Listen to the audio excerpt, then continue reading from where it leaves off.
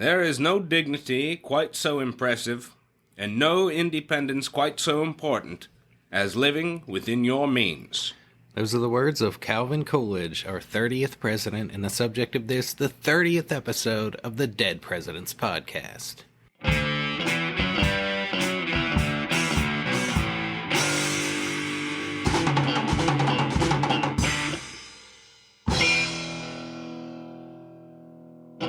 Hello and welcome to episode 30 of the Dead Presidents Podcast. As always, I'm Stephen Lincoln Douglas. And I'm James J. Hamilton. And here we are.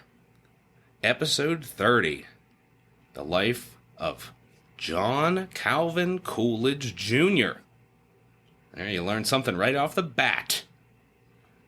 That's Calvin right. Coolidge, born John Calvin Coolidge Jr., on the 4th of July, 1872, in Plymouth Notch, Vermont, the first child of John Calvin Coolidge Sr. and Victoria Moore Coolidge. A little firecracker baby is Calvin Coolidge.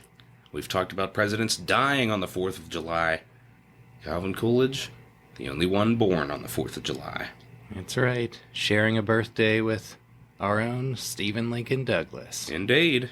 The Coolidge family had deep roots in New England, with their ancestors having emigrated from England during the 1600s. John Calvin Sr. was a farmer and store owner and a community leader, holding various local offices including tax collector, road commissioner, notary public, constable, deputy sheriff, and justice of the peace. That's it. He's keeping it busy. In the same year his son was born, he joins the Vermont House of Representatives, where he's going to serve for 6 years, and later serve 2 years in the Vermont Senate. He's going to instill in his son the spirit of public service, as well as the values of hard work and thriftiness, reflected in the painstaking records he keeps to manage the small budget of the Plymouth Notch village government. John Calvin Jr., called Calvin, works on the farm, and in the store, he learns skills like how to build a cabinet, stitch a quilt, and he's going to perform odd jobs like selling apples and popcorn at town meetings. That's right. When his grandfather died, young Calvin inherited a horse, a cow, and a 40-acre plot of land, a small windfall which helped him to learn responsibility. That's it. We're talking a little bit better than 40 acres and a mule. You got 40 acres, a horse, and a cow. He's coming up in the world. Young Calvin, he liked horseback riding and sledding, but he had pretty little interest in sports. His favorite pastime was reading, a passion passed on to him by his mother, Victoria, who loved books and literature. But Victoria was frail and sickly, likely suffering from tuberculosis, and she died in 1885 when Calvin was just 12 years old. That's it. That old TB. Coolidge would later write in his autobiography, quote, "The greatest grief that can come to a boy came to me. Life was never to be the same again." In later years, Calvin would carry his mother's portrait in his pocket at all times. His paternal grandmother is going to step in and help raise him and his younger sister, Abigail. Now, Calvin is also frail and sickly. He suffers from asthma, and some fear that he may contract the old TB that runs in his mother's family. Well, he attended local public schools until 1887, when at the age of 15 he enrolled at the Black River Academy, a private boarding school in the nearby town of Ludlow, Vermont, where both of his parents had studied. There he learned Latin and Greek and developed an interest in history and political science. He was an average student, but his grades improved after his first year, and a classmate recalled that Calvin read every book in the library. There you have it. In 1888, his sister is going to join him at the academy, hoping to pursue a career as a teacher, but in March 1890, she falls ill and dies suddenly, possibly from appendicitis. Calvin suffers from loneliness after losing his sister, but 2 months later he completes his senior year. He writes and delivers a speech at graduation on the power of oratory to shape public opinion, and he wins praise in a local newspaper. He tries to enroll at Amherst College in Amherst, Massachusetts, but he falls ill in the middle of the entrance exams and fails to win admission. Instead, he spends a 2-month term at St. Johnsbury Academy in northern Vermont, where he earns a certificate that qualifies him for admission to Amherst.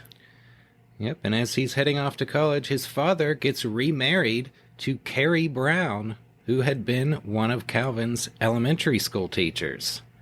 Calvin liked her, and they soon developed a close relationship. During his first semester at Amherst, Calvin failed to join one of the school's many Greek fraternities and was a social outsider. His grades were disappointing, he was homesick, and his father had to push him to return for his second semester. But as his college career continued, his grades improved, and he made more friends. He continued to enjoy history and political science, and also began to learn French and Italian. He often asked his father to send him money, but he kept meticulous track of how he spent it. That's it. He has a lot of notes on what he would buy, how much he was lent. He's pretty diligent about his spending. Mm-hmm. In his junior year, he begins to compete in and win formal debate contests. He makes a name for himself as a public speaker, including an impressive speech at a junior class dinner, which a classmate recalled, quote, "The class had the surprise of its life. He spoke cogently, fluently, and with a good sense of humor. It was as if a new and gifted man had joined the class." During his senior year, he joined a fraternity and won both the silver and gold medal in an essay contest sponsored by the Sons of the Revolution. His classmates went on to select him to deliver the Grove Oration, a speech at graduation that was expected to be humorous, and he made his audience laugh heartily with his deadpan take on the college experience. The humor of Coolidge. That's right, he was on our top 5 funniest presidents. We're going to get a taste of his humor throughout the episode. Indeed. After graduating in 1895, he decided to enter the study of law, and to avoid the expense of law school, he would go the old-fashioned route of reading law in a lawyer's office. There you have it. He secured a place in Northampton, Massachusetts, a small city near Amherst, with the partnership of John Hammond and Henry Field, who were both Amherst graduates. Of course, John Hammond going on to start Jurassic Park. That's right. Henry Field had heard Coolidge's Grove Oration and later said that he agreed to hire him because, quote, "I like to laugh and Calvin Coolidge was very funny." There you have it. Funny but also serious. Coolidge is going to work long hours at the law office, and he spends most of his evenings reading literature. Hammond and Field were involved in local politics, and Coolidge begins to get involved as well. He's going to work on behalf of William McKinley's 1896 presidential campaign, and he's going to start making connections with local politicians. In 1897, he's admitted to the bar and opens a solo law practice in Northampton. He handles a wide variety of cases, and he works hard, but he makes little money, and he continues to rely on his father for financial support. He hopes political connections are going to lead to more lucrative legal business, and he joins the Republican City Committee for his ward. Oh, in 1898, he's going to be elected as a city councilman, and he is friendly with the traditionally democratic Irish-American community and has the ability to garner cross-party support. A journalist will later write, quote, "When he began to stir about the politics of Northampton, the bewildered Republicans in that city learned there was a body of voters there whom they came to classify as Coolidge Democrats." There you have it. That's pretty impressive. Coolidge being able to reach across the aisle early on. That's right, and he is not your typical politician. One Amherst classmate recalled, quote, "The last place in the world I should have expected him to succeed was politics. He lacked small talk and was never known, I suspect, to slap a man on the back. He rarely laughed. He was anything but a mixer." Interesting. But despite these shortcomings, Coolidge is going to develop a reputation for fairness, honesty, and integrity, and for delivering on his promises and not making promises he couldn't keep. In 1899, the city council selected him as city solicitor. In 1902, he became chairman of the Republican City Committee and was appointed to replace the deceased clerk of courts for Hampshire County, a post that paid about double what he had been making in his law practice. He was able to save a bit of money, and now he's going to open himself up to the prospect of courting the fairer sex, which he had not allowed himself to consider before he was able to support a family. That's right. Some future presidents like John Quincy Adams have to be lectured on that point by their parents, but Coolidge, he knows that himself. That's it. It's not in his budget to get a woman yet, but now maybe it is. And in 1903, he is boarding at a private residence near the Clark School for the Deaf when he lays eyes on Grace Goodhue, a teacher at that school and a graduate of the University of Vermont, who, like Coolidge, was born and raised in Vermont. Yeah, now there's an interesting story about the first time Grace saw Calvin Coolidge when he was in his boxer shorts, shaving, but he had his derby on. And she laughed and embarrassed him a little bit. Yeah, why didn't he wear his hat while he shaved in order to get a good line or something to shave by? But that was the first that she really saw him, and yeah, I think they ended up destined to go from there. Yeah, they bonded over her making fun of him for wearing his hat while he shaved. Yep. Well, Grace was a beautiful and vivacious woman. Coolidge later said that he decided he wanted to marry her the first time he saw her. They began dating, and some wondered what the friendly and outgoing Grace saw in Coolidge, but it was a case of opposites attracting. That's it. These two are pretty much polar opposites. Yeah, a friend joked that Miss Goodhue had taught the deaf to hear. Now she might be able to teach the mute to speak. They're going to be married in October 1905 when he is 33 years old and she is 26. After a honeymoon in Montreal, they rented one half of a duplex in Northampton. They had their first son, John, in 1906, and a second son, Calvin Jr., in 1908. That's it. Coolidge now feeling prepared enough to start a family. In the fall of 1906, the local Republican Party is going to nominate Coolidge for a seat in the Massachusetts House of Representatives.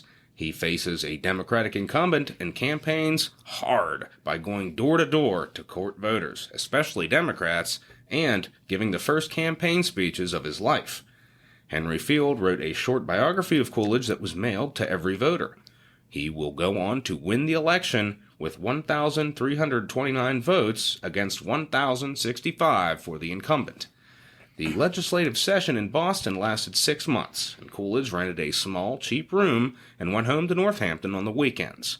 He was relegated to unimportant committees and rarely spoke on the House floor, but he made connections and supported the Republican Party agenda, which included efforts to reduce the state's debt. It was the latter half of Theodore Roosevelt's second term as president, and progressivism was on the rise. That's right. Coolidge supported constitutional amendments to provide for women's suffrage and the direct election of U.S. senators. The Massachusetts House had only one-year terms, and Coolidge was successfully reelected in 1907. And then he would join the more prestigious Judiciary Committee, and he supported pro-labor laws limiting the work week to 6 days and limiting the hours women and children could be made to work. He also supported regulations to prevent Standard Oil's practice of charging low rates to run competitors out of business only to jack up rates once the field was clear. Yeah. Standard Oil. Pretty monstrous at this time. Mm-hmm. The most important political connection Coolidge is going to make is with Murray Crane, the U.S. Senator and former governor who led the Republican Party in western Massachusetts. Crane had a calm and quiet demeanor and wielded great influence without saying much, with one journalist saying, quote, "He never writes if he can talk, and he never talks if he can nod." A fellow senator recalled that Crane, quote, "never made a speech. I do not remember that he ever made a motion. Yet, he was the most influential member of that body." He's going to become a mentor to Coolidge and serves as proof that a man with a quiet style like Calvin Coolidge's can reach great heights of power. The Massachusetts House observes an unofficial tradition of rotation in office, and Coolidge steps down after his second term and plans to return to his law practice full-time. But he soon learned that the Democratic mayor of Northampton was retiring, and he agrees to throw his hat in the ring. He conducted another door-to-door campaign, and the Democratic nominee's support for prohibition gave Coolidge an advantage in attracting anti-prohibition Irish Democrats. He's going to win that election by a margin of 1,597 to 1,409. A Democratic friend congratulated him, saying, quote, "I see you're elected mayor, but I didn't vote for you." Coolidge replied, "Well, somebody did." Yeah, there you have it. As mayor, Coolidge is going to create a public improvement commission, and he implements a plan to pave the city's streets and sidewalks. And he does so without raising taxes or issuing bonds. He slightly lowers taxes and decreases the city's debt while also raising teachers' salaries. When the mayor's salary was raised from $800 to $1,000, he refused to accept the additional $200. In 1910, he'll be elected to a second one-year term. That year, when John Coolidge Sr. was elected to the Vermont State Senate, Coolidge offers his father some advice. Quote, "It is much more important to kill bad bills than to pass good ones." Well, there's Coolidge for you. In 1911, the Republican state senator from Northampton was retiring, and he asked Coolidge to run for his seat. Coolidge agreed, and he won an easy race in a heavily Republican district. And when he took office at the beginning of 1912, wool factory workers in Lawrence, Massachusetts had launched a major strike that threatened to spread to other factories with the encouragement of the International Workers of the World. Coolidge was named chairman of a Senate committee to attempt to resolve the strike, which held hearings and recommended a 25% wage increase. The company accepted, and the strike ended. There you have it. Coolidge is also going to become chairman of the Committee on Legal Affairs and Committee on Agriculture. In 1912, he supports William Howard Taft's unsuccessful reelection campaign, remaining a loyal party man in the face of Theodore Roosevelt's Progressive Party candidacy.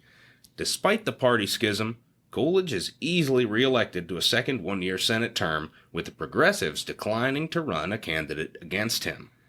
During his second term, he becomes one of the Republican Senate leaders, serving as chairman of the prominent Committee on Railroads and Committee on Rules.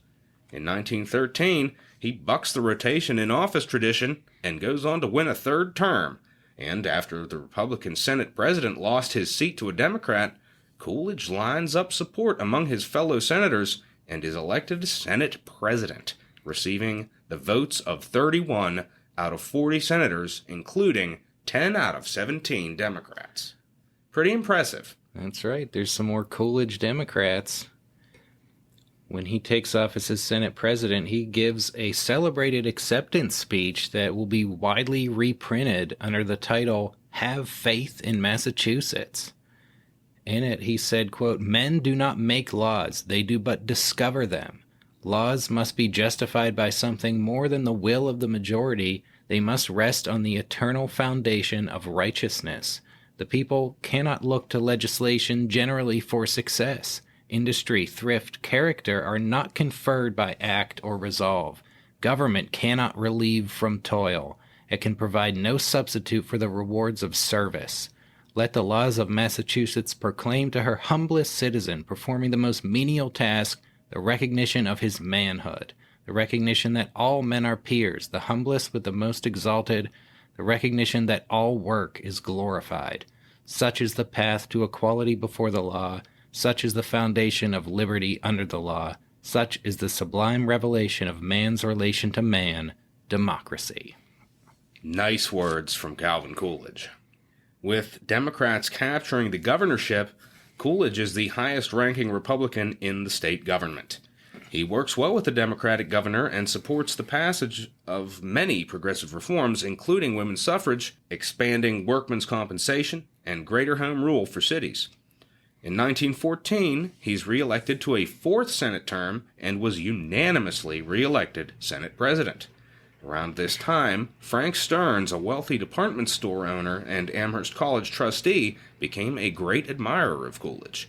He hopes to support a fellow Amherst man for higher office, and he is impressed by Coolidge's, quote, entire absence of effort to impress me, and by the quiet command he has over his fellow senators. Stearns is so impressed, as a matter of fact, that by 1915, he becomes the first person to see Coolidge as destined for the White House, a seemingly ludicrous proposition at the time. Stearns is going to become Coolidge's most ardent supporter and eventually a close friend. That's right. In 1915, Stearns organized support and fundraising among Amherst alumni to promote Coolidge's candidacy for lieutenant governor. Coolidge won the Republican nomination and ran alongside the gubernatorial candidate Samuel McCall.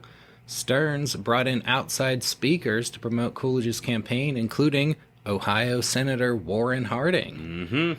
And while McCall defeated his Democratic opponent by 6,000 votes, Coolidge will win his first statewide race by 52,000 votes. Wow. With one newspaper observing, quote, Calvin Coolidge is the great vote-getter and will be governor in time. There you have it. As lieutenant governor, Coolidge is on the governor's council and would occasionally serve as acting governor when McCall traveled out of state, but the post has little real power.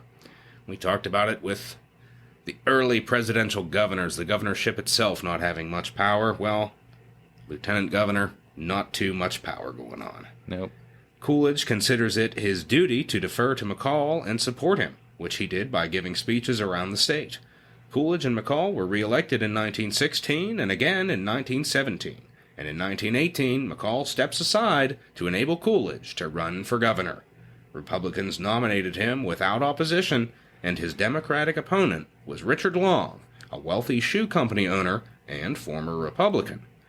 Coolidge is going to run as a fiscal conservative and moderate progressive, supporting women's suffrage and opposing prohibition. Now at this point, the U.S. has entered the First World War, and Coolidge strongly supports the war effort, a stance that helps him win the endorsement of Theodore Roosevelt and Massachusetts Senator Henry Cabot Lodge. Some heavy hitters there. Indeed. On the campaign trail, Coolidge did not attack or even mention his opponent, and he refused to respond to Democratic attacks on his record. On Election Day, he won by a narrow margin of 17,000 votes. On January 1st, 1919, he takes office as governor of Massachusetts. There you have it, Calvin Coolidge. A pretty meteoric rise. No defeats on his record at this point, and now he finds himself governor of Massachusetts. And we'll see how he does right after these messages.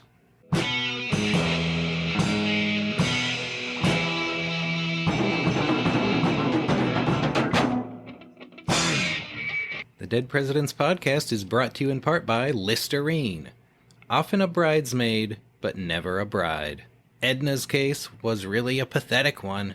Like every woman, her primary ambition was to marry. Most of the girls of her set were married or about to be, yet not one possessed more grace or charm or loveliness than she. And as her birthdays crept gradually toward that tragic 30 mark, marriage seemed farther from her life than ever. That's the insidious thing about halitosis, unpleasant breath. You yourself rarely know when you have it, and even your closest friends won't tell you. Fortunately, halitosis is a condition that yields to the regular use of Listerine as a mouthwash and gargle. Possessing unusual qualities as a breath deodorant, it halts food fermentation in the mouth and leaves the breath sweet, fresh, and clean. The systematic use of Listerine puts you on the safe and polite side. Listeners, you don't want to end up as a 30-year-old over-the-hill spinster like pathetic Edna. She's a butter breath. Hot body, hot face, butter breath smells like hot garbage. She looks good, but when you go in for a kiss, you practically want to barf. Did she eat skunk shit for lunch or what? Who would ever marry that? No one, of course. But don't worry, ladies. Listerine can take you from being worthless and unlovable to enjoying pure marital bliss in a few easy gargles each day. That's a message from our sponsor, Listerine. We're also proud to be sponsored by Palmolive Soap. Most men ask, is she pretty? Not, is she clever? Often we marvel at her, the girl whose only asset is her beauty. She knows so little, and says so little, yet serenely attracts everyone to her side. Too often, her clever rival sits in the corner alone. To bring out the sweetness of your personality, develop your beauty. That's what thousands of girls have done, and found new happiness as a result. The means are simple. Have pretty skin. You can if you try. Costly beauty treatments are unnecessary. Just daily use of palm and olive oils as embodied in Palmolive Soap. Listeners, don't lose track of what truly matters in life. Men admire fresh, smooth, and radiant skin. We don't really care whether you could carry on a conversation or even if you know how to read, as long as you look good. Develop your beauty, and you can lay aside that dreary women's rights literature and start having everything handed to you on a silver platter. Ladies, remember to use Palmolive Soap every day, and you won't need another thought in your pretty little head. Be sure to remember that Listerine as well. That's right. Palmolive and Listerine. The two essentials for a girl who wants to achieve the highest female ambition of landing a husband. Nothing else matters. Now a word from our sponsor, Lysol. Must women fade at 40? No, women need not lose their beauty or vitality at 40. The woman who stays young with her husband is not left to spend her evenings in loneliness. The truly modern wife knows how to protect the health and youth on which her very happiness depends, and modern science gives a simple recipe: sane habits of living, plus the proper practice of feminine hygiene by means of regular antiseptic cleansing. Lysol disinfectant is ideal for every purpose of feminine hygiene. In proper solution with water, it will not irritate the delicate membranes. Available at all drugstores with complete directions in every package. Be sure to get the genuine Lysol. Ladies, Palmolive and Listerine might land you a husband, but if you want to keep him, you need to be cleaning out your vaginal cavity with Lysol disinfectant on a regular basis. If you thought Lysol was just a household cleaner for scrubbing floors or a poison you could drink to kill yourself, think again. It's also an indispensable feminine hygiene product. Once you've popped out a few kids and hit the elderly age of 40, your lady parts need some serious disinfecting in order to stay fresh and keep your husband interested. That's where Lysol comes in. Just be sure to mix it with water or you could severely burn your undercarriage. That's a message from our sponsor, Lysol. And now, back to the show.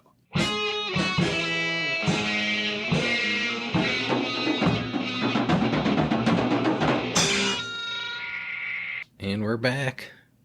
We got Calvin Coolidge, a humble Vermont farm boy now, at the pinnacle of the state of Massachusetts.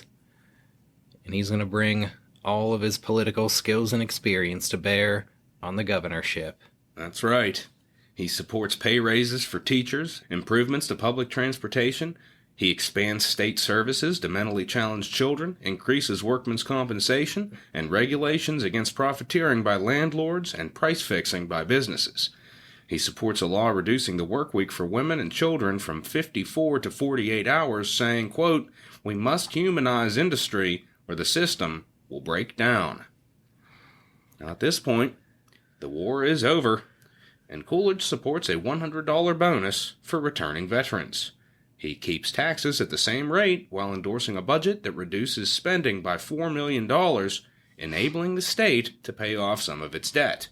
He vetoes a bill to increase the pay of state legislators from $1,000 to $1,500, though the legislature overrode the veto.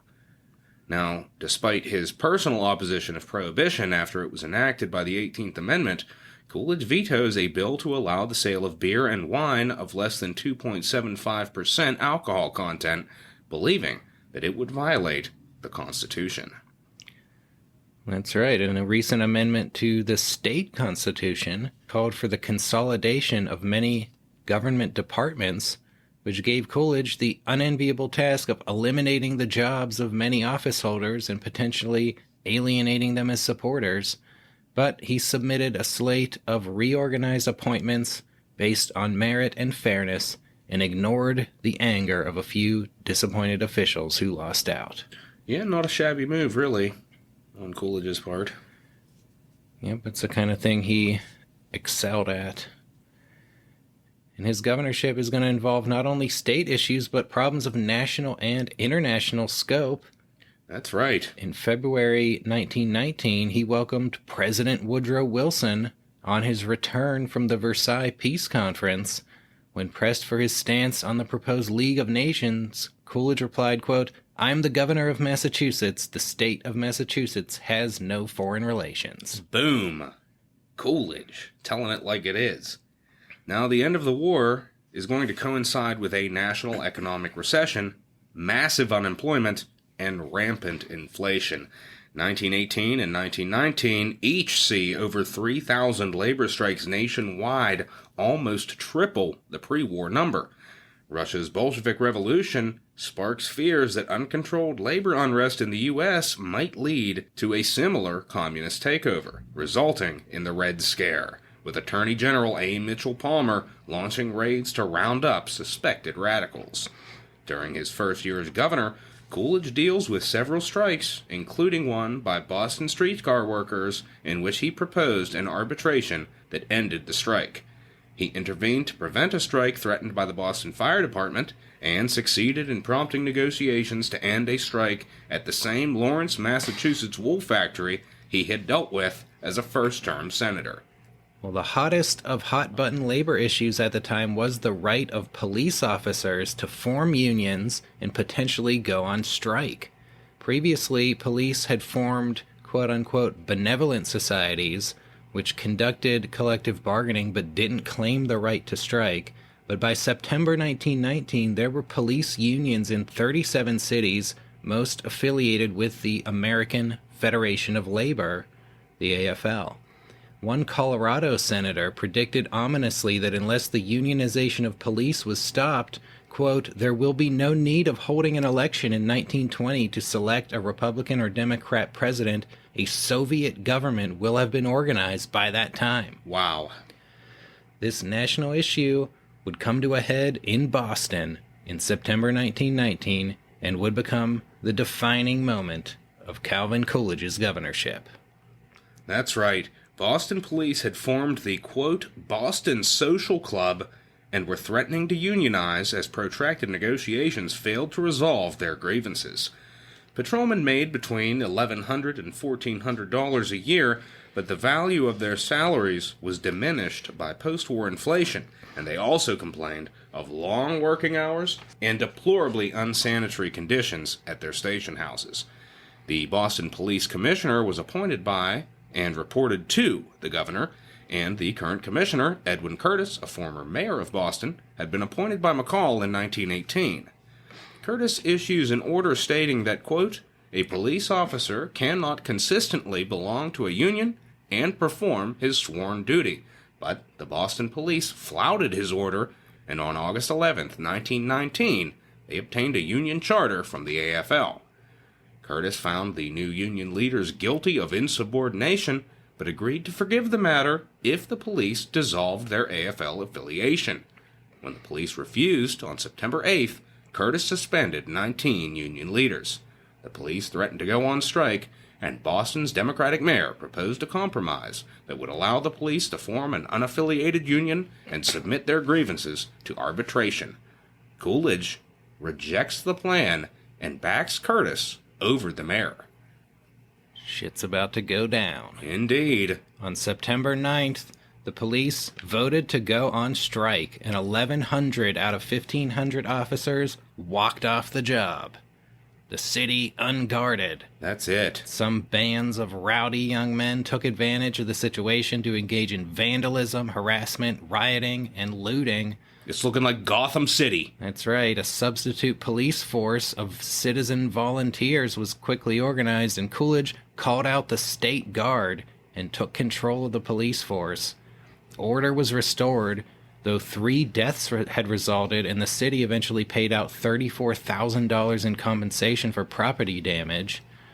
And now, with public opinion turning against the strikers, Coolidge called the strike, quote, a desertion of duty, and expressed total support for Curtis, who declared that the striking officers could never regain their jobs and would be replaced by new recruits. That's right. When AFL President Samuel Gompers issued a statement blaming the situation on Curtis for denying the police the right to unionize and noting that President Wilson had taken a lighter stance when Washington, D.C. police had moved to unionize, Coolidge issues a stinging response. Quote, the suggestion of President Wilson to Washington does not apply to Boston. There, the police remained on duty. Here, the policemen's union left their duty, an action which President Wilson described as a crime against civilization. Your assertion that the commissioner was wrong cannot justify the wrong of leaving the city unguarded. That furnished the opportunity. The criminal element furnished the action. There is no right to strike against the public safety by anybody, anywhere, anytime. Boom. That's right, Coolidge taking a hard line. That's it, and his word's going to make national headlines. Yep. That became a big quote. There is no right to strike against the public safety by anybody, anywhere, anytime. That's it. The 1,100 striking officers were fired, and with unemployment high, Curtis had no trouble recruiting a replacement police force, which would include many returning war veterans, and which would also enjoy better salaries and benefits than their predecessors. Coolidge later helped some of the fired officers obtain other employment, but in late September he issued a statement defending the decision not to reinstate them. Quote, in the deliberate intention to intimidate and coerce the government of this Commonwealth, a large body of policemen, urging all others to join them, deserted their posts of duty, letting in the enemy, with the purpose of obstructing the power of the government to protect its citizens or even to maintain its own existence. The authority of the Commonwealth cannot be intimidated or coerced. It cannot be compromised. To place the maintenance of the public security in the hands of a body of men who have attempted to destroy it would be to flout the sovereignty of the laws the people have made. There you have it. Coolidge, not beating around the bush. His actions are going to become a national precedent, with authorities in New York City warning their own police force that it could expect the same treatment if it went on strike. Public pressure is going to lead the AFL to revoking the union charters it had granted to police forces. Police in the United States would not attempt to unionize again until after World War II, and police unions would never be acknowledged as having the right to strike.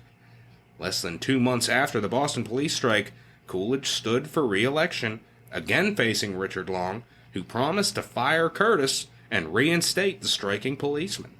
Coolidge wins in a landslide, crushing Long by 125,000 votes, more than 7 times his previous margin of 17,000, and the biggest electoral victory in Massachusetts state history. Wow. Yeah, impressive. Calvin Coolidge. Coolidge coming through in a crisis and the people on his side. That's it. The police strike is going to make Coolidge a national figure, and now Frank Stearns isn't the only person who thinks maybe he should be president of the United States. That's just it. 1920 elections coming up. Yep, and Coolidge is spoken of as a potential dark horse candidate who might emerge in the event of a deadlock convention. We know all about deadlocked conventions here on the show. Yep, after Theodore Roosevelt, who was the expected frontrunner for the Republican nomination, died in January 1919, the field was wide open. Top candidates included General Leonard Wood, Illinois Governor Frank Loudon, and California Senator Hiram Johnson, with other potential dark horses like Ohio Senator Warren Harding in the running as well. Coolidge initially stated that he was not a candidate, but he allowed Stearns to open small campaign offices in Washington, D.C. and Chicago, the site of the convention, and to raise a small amount of money. That's right. Some in Massachusetts, including Henry Cabot Lodge, hoped to put Coolidge forth as a favorite son candidate, but he did not encourage this because he cynically recognized that a delegate nominally supporting a long-shot favorite son was a convenient tactic to maintain neutrality between the true frontrunners until the decisive moment. About 1/3 of the states held primary elections, but the results were not strictly binding on the delegates at the convention. Coolidge did not compete in any primaries except in Massachusetts, where he won, though Wood captured some delegates there as well.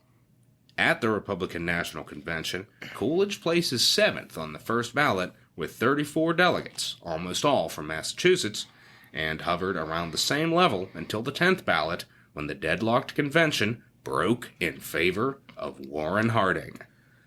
Now, the choice of Harding seemed to have been settled on in smoke-filled rooms by powerful senators and party machine bosses. Coolidge was an outsider to the senatorial old boys network and was never likely to be its choice, and his campaign surrogates were not equipped to advance his candidacy in that environment. Frank Stearns is a political amateur, and Murray Crane is in very poor health and not able to contribute much. However, Coolidge's outsider status unexpectedly works in his favor when it comes to the vice presidential nomination. That's right. The vice presidential spot is historically an afterthought at nominating conventions and was always a decision made by party bosses to balance the ticket, which is then presented to the delegates to be rubber-stamped. Here, after Hiram Johnson refused to accept, the bosses chose Wisconsin Senator Irvine Lenroot, a progressive who would placate Johnson supporters. But many delegates on the convention floor felt dismayed by the perceived backroom compromise that had produced Harding's nomination, and they were unenthusiastic about Lenroot, and they were prepared to buck the tradition of delegates taking orders from the top. After Lenroot's name was placed in nomination, an Oregon delegate rose to speak, and rather than seconding Lenroot, he nominated Coolidge. Wow. This produced a wave of enthusiasm on the convention floor, with some journalists reporting that the cheers for Coolidge were louder than those accompanying Harding's nomination. Boy. Many delegates spoke to second Coolidge's nomination, and the energy in his favor continued. When a vote was called, Coolidge received 674 delegates against 147 for Lenroot. That's just it. Now, the Coolidges are in Boston when they receive word of the nomination. Grace Coolidge says, quote, "You aren't going to take it, are you?" Calvin replies, quote, "Well, I suppose I'll have to." Former Senator Chauncey Depew telegraphed Coolidge saying, quote, "I have been present at every Republican convention beginning with 1856, and I have never seen such a spontaneous and enthusiastic tribute to a man as the vote for you for vice president." Pretty remarkable. That's it. Chauncey Depew, he's been there since the beginning. That's right. He's saying Coolidge taking the cake in terms of enthusiasm. Yep. Pretty unique way for a vice president to be nominated. Absolutely. And now he's paired up with his old pal Warren Harding. They're going to be taking on the Democratic nominee, Ohio Governor James M. Cox, who, like Harding, was an Ohio newspaperman and the compromise choice of a deadlocked convention. His running mate, former Assistant Secretary of the Navy, Franklin D. Roosevelt. That's it. 1920 considered the election of 6 presidents. Mm-hmm. Got all sorts of people involved. Yeah, and I think even at the time of the election, some people were noting that the two men at the bottom of the tickets were maybe a little more exciting than the two at the top. That's it. Now, Coolidge, he's not going to receive too much attention in the general election campaign. Harding, he, of course, conducts a front porch campaign from his home in Marion, Ohio, while Coolidge makes speeches around New England before the party sends him out on a tour of southern states.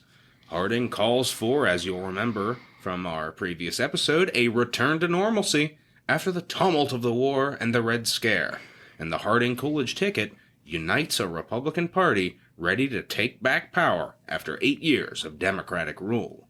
On Election Day, they won 404 electoral votes to Cox's 127 and 60% of the popular vote to Cox's 34, which remains the biggest popular vote margin of victory ever.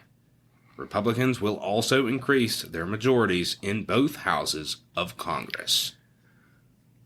Well, here we are, Mr. Coolidge going to Washington. That's it, Vice President Calvin Coolidge.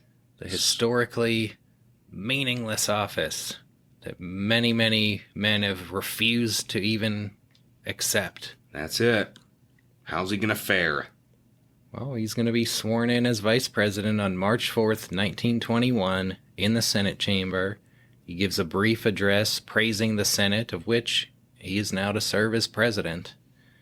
And there's no official vice presidential residence at the time. The Coolidges are going to rent a 2-bedroom apartment at the Willard Hotel that is being vacated by Thomas Marshall, the outgoing vice president. And Coolidge is going to have little of substance to do as vice president.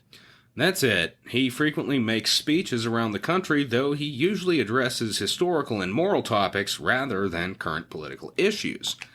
Now, one big thing, Harding invites Coolidge to attend cabinet meetings, but Coolidge mostly listens and doesn't really participate.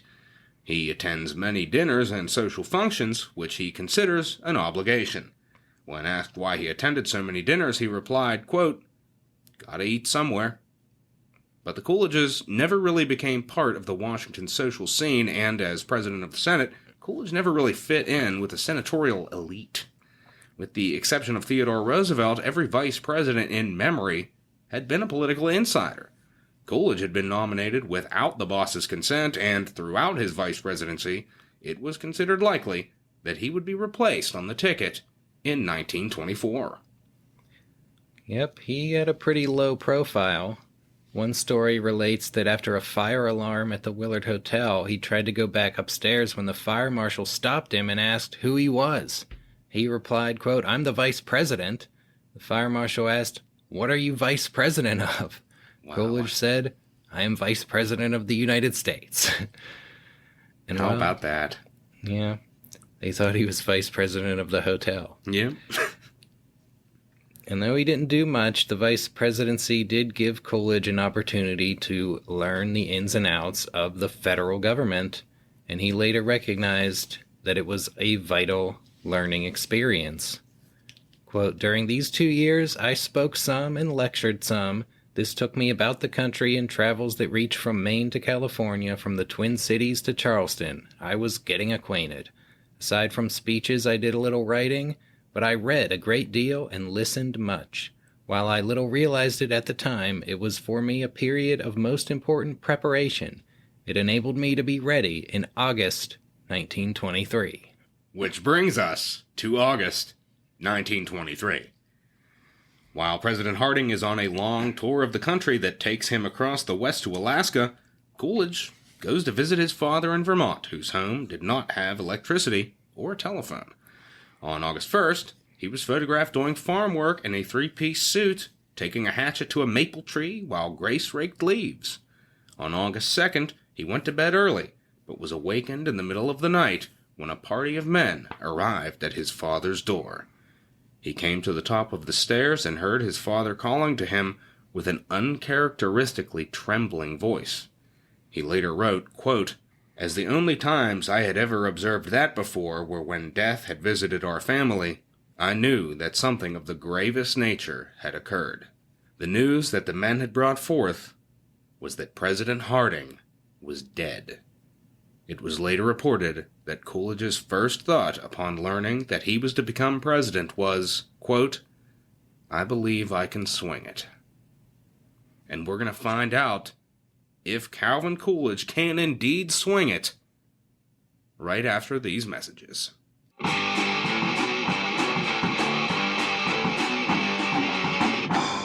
The Dead Presidents Podcast is brought to you in part by Flexstone Asbestos Shingles. Get the best roofing. The next best may get you. The cost in the beginning is nothing compared to the cost of an untimely ending. You never can tell what may happen. Your neighbor's house is on fire. Sparks. Flammable shingles. Now your house is on fire. Yes, using a shingle not absolutely fire-safe is certainly taking chances. Insist on Flexstone slate-surfaced asbestos shingles. Their base is asbestos rock fiber, the finest material on Earth for resisting fire and the elements. Here, you have a roofing that will last indefinitely. Listeners, when it comes to your home, safety should come first. When I think safety, I think asbestos. It's the only building material you can use with an absolute guarantee that nothing bad will ever happen to you or your family. Breathe easier with asbestos. That's a message from our sponsor, Flexstone Asbestos Shingles. We're also proud to be sponsored by the American Sales Company, which has for sale an important new publication. Sex Facts for Men Only. Plain facts about sex matters for those married or about to marry. Only 25 cents. Available for sale by the American Sales Company of Springfield, Illinois. Gentlemen, how many of us have entered into the sacrament of holy matrimony and carried our willing bride to the marital bed for the consummation of our eternal union, only to utterly embarrass ourselves due to our total lack of knowledge as to basic sex facts? Don't let it happen again. The new book, Sex Facts for Men Only, will tell you everything you need to know about the physical act of love, and she will be none the wiser as to how you've become such an expert. Or should we say, sexpert? With a copy of Sex Facts for Men Only under your pillow, you'll know all the ins and outs, and will be able to stay one step ahead of your wife in the bedroom. For just 25 cents, you can say goodbye to tripping over your dick and hello to making the beast with two backs like a pro. That's a message from our sponsor, the American Sales Company. And now, a word from our sponsor, Lucky Strike Cigarettes. When sugary sweets and rich goodies tempt you, but you dread extra weight, light a Lucky instead. The sensible and sane way of reducing no discomfort, no trouble, just a common sense method of retaining a slender figure. The finest tobaccos are skillfully blended to make Lucky Strike. Then, it's toasted. Toasting removes impurities. That's why 20,679 physicians are on record that Lucky Strike is less irritating than other cigarettes. Toasting does it. That's why prominent athletes have testified that Luckies do not cut wind nor impair their physical condition. No wonder that this was discovered long ago by many men who pride themselves on keeping trim and fit, who love the pep that comes with health and vigor. Remember, sensible slanderizing is no longer a secret. Next time you are tempted by sweets, light a Lucky instead, and avoid overweight. No throat irritation, no cough. Lucky Strike. It's toasted.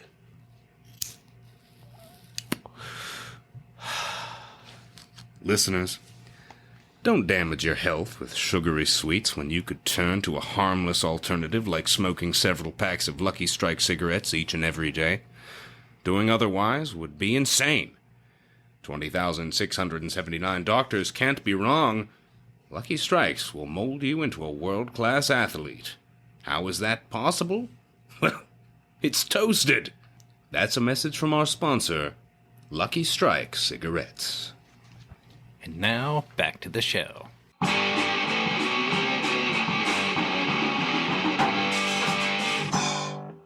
And we're back, ready to dive into the presidency of Calvin Coolidge.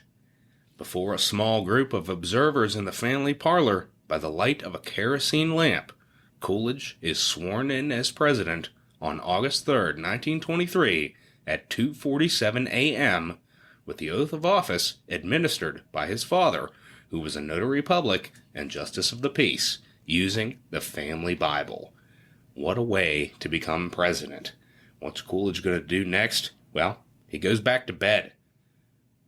But then he gets up early the next morning, and after stopping to visit his mother's grave, he's headed for Washington.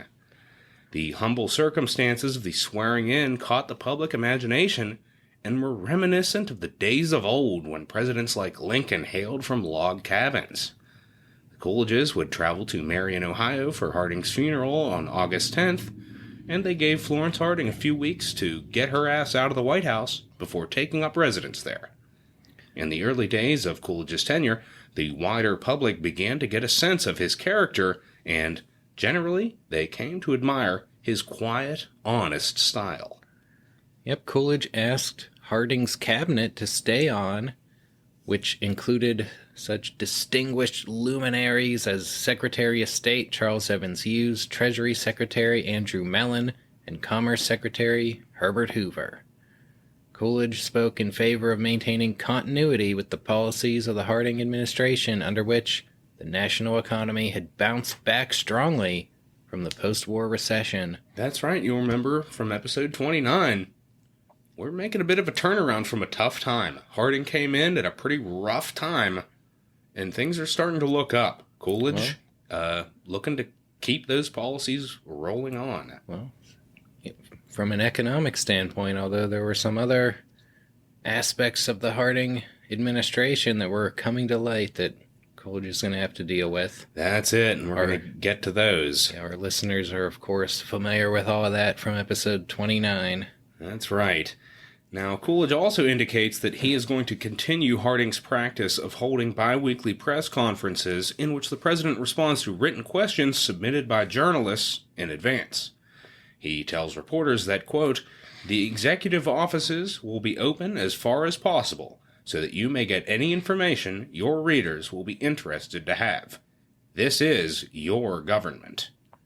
One reporter noted that Coolidge was completely relaxed during the press conferences and gave, quote, "the impression that he had not peeked at the questions beforehand."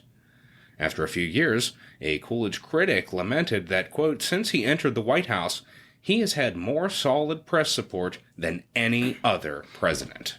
Well, Coolidge taken to the job with skill. Indeed. One area where he hit the ground running was the federal budget. Prior to the Harding administration, there had been no comprehensive federal budget, and each executive department made its own budget request to Congress. But the Budget and Accounting Act of 1921 created the Bureau of the Budget and called for the president to submit a comprehensive annual budget to Congress. Federal spending and the national debt had exploded during the Wilson administration, and Harding's first budget director, Charles Dawes, spearheaded over $1 billion in budget cuts. Coolidge would meet with his own budget director, Herbert Lord, every week prior to the weekly cabinet meeting, and the two would comb over federal expenditures and continually look for ways to cut costs. During his first weeks in office, Coolidge and Lord sent a letter warning the executive departments that they needed to spend $300 million less than they had previously requested, and that still more cuts should be expected. They also announced substantial new budget cuts for the Navy, the District of Columbia, and the Veterans Bureau, which had had a massive corruption scandal break during the last year of Harding's tenure. That's just it, and speaking of scandals, as our listeners recall, several major corruption scandals began to emerge just before and after Warren Harding's death. In late 1923 and early 1924, the Teapot Dome scandal breaks open when a congressional investigation learns that former Secretary of the Interior, Albert Fall, had taken substantial bribes from oil company executives as part of a deal to lease government oil reserves to private companies. Navy Secretary Edwin Denby, who had transferred the oil reserves from the Navy Department to the Interior Department, was also under suspicion, though it ultimately proved that he was guilty only of incompetence, not corruption. Maybe just as bad. It also appeared that some prominent Democrats, including William McAdoo, Wilson's Treasury Secretary and son-in-law, had connections to the unsavory oil executives. Attorney General Harry Daugherty, who had masterminded Harding's campaign and was at the center of the so-called Ohio gang of shady characters thought to be cashing in on their political influence, was under suspicion for his own dealings and could not be trusted to investigate potential wrongdoing by his fellow Harding allies. Coolidge, he's under pressure to do something, but he refuses to be bullied into firing cabinet members on the basis of unproven accusations, saying, quote, "You can't start a criminal action on mere rumor."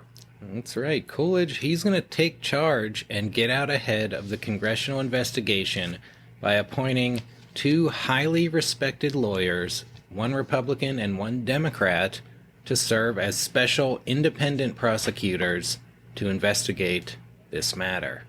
He rejected calls that he demand Denby's resignation on the grounds of misconduct, but accepted Denby's voluntary resignation while emphasizing that no misconduct had been proven against him.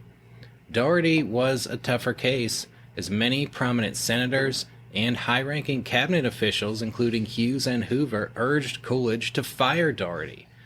Coolidge acknowledged that it would be politically popular for him to do so, but he felt that he owed it to Harding not to get rid of Daugherty without hard proof of wrongdoing. He asked Chief Justice William Howard Taft to urge Daugherty to resign, but Daugherty indignantly refused. Only after Daugherty refused to turn over Justice Department files to congressional investigators did Coolidge ask for his resignation, noting that he did not question Daugherty's integrity but felt Daugherty had a conflict of interest as Attorney General to advise against cooperation with a congressional investigation when it was his own conduct that was under investigation. That's it. And Daugherty going to resign in March 1924, and by a vote of 70-2, the Senate passes a resolution denouncing him. He was later charged with corrupt dealings, but escapes conviction in 2 trials via hung juries. Coolidge appoints his old Amherst classmate Harlan Fiske Stone to replace Daugherty as Attorney General. Stone fired the director of the Bureau of Investigation, who was suspected of interfering with congressional investigators, and Coolidge replaced him with the young J. Edgar Hoover, who would serve as FBI director until his death in 1972. That's right. That's the last time we're going to talk about a president appointing a new FBI director until we get to the Nixon episode. That's right. Back in 1925, Coolidge is going to name Stone to the Supreme Court, where he would later rise to the position of Chief Justice. Coolidge's actions kept the stink of the Harding-era scandals off his own administration, and his popularity with the American people will only continue to rise. Well, Coolidge remained unpopular with the congressional elite, who still considered him an outsider. Though Republicans controlled Congress, Coolidge did not control congressional Republicans. In his December 1923 State of the Union address, he made over 30 legislative proposals, but Congress acted on only one of them. While Coolidge prioritized trimming the budget, Congress passed a $2 billion bill to provide bonuses to World War veterans, mostly in the form of future insurance and pensions. Harding had vetoed a budget-busting veterans bonus in 1922, and Coolidge did the same, issuing a veto message that included the statement, quote, "Patriotism bought and paid for is not patriotism." That's right. Congress promptly overrides the veto. Coolidge would then go on to veto a bill to increase the pensions of veterans of the Civil War, Indian Wars, and Spanish-American War. That veto would not be overridden. He also vetoed a bill to raise the salaries of post office employees, noting that their pay had already been increased 3 times since 1919. There you have it. Now, during the Harding administration, Congress passed an immigration bill introducing temporary quotas limiting the number of immigrants from each country to a number equal to 3% of the number of residents from that country living in the U.S. at the time of the 1910 census. The quotas favored Northern and Western Europeans at the expense of Eastern and Southern Europeans and cut the total number of immigrants to the United States in half. At the time, fear of communist and radicalist sentiment fueled distrust of Eastern and Southern European immigrants, while overall demand for immigrant labor was lessened by the increased participation of women in the workforce and the migration of African Americans to the North. Coolidge supports an overall cap on immigration, but he opposes the quotas that discriminate against certain nationalities. In 1924, Congress passes a bill making the quotas permanent and reducing them from 3% to 2%, and totally banned immigrants from Asia. Chinese immigrants had long been banned, but the Roosevelt administration's 1907 Gentleman's Agreement with Japan had prevented a ban on Japanese immigrants. Coolidge and Secretary of State Hughes deplored the new ban as violating the Gentleman's Agreement and unnecessarily provoking Japanese anger.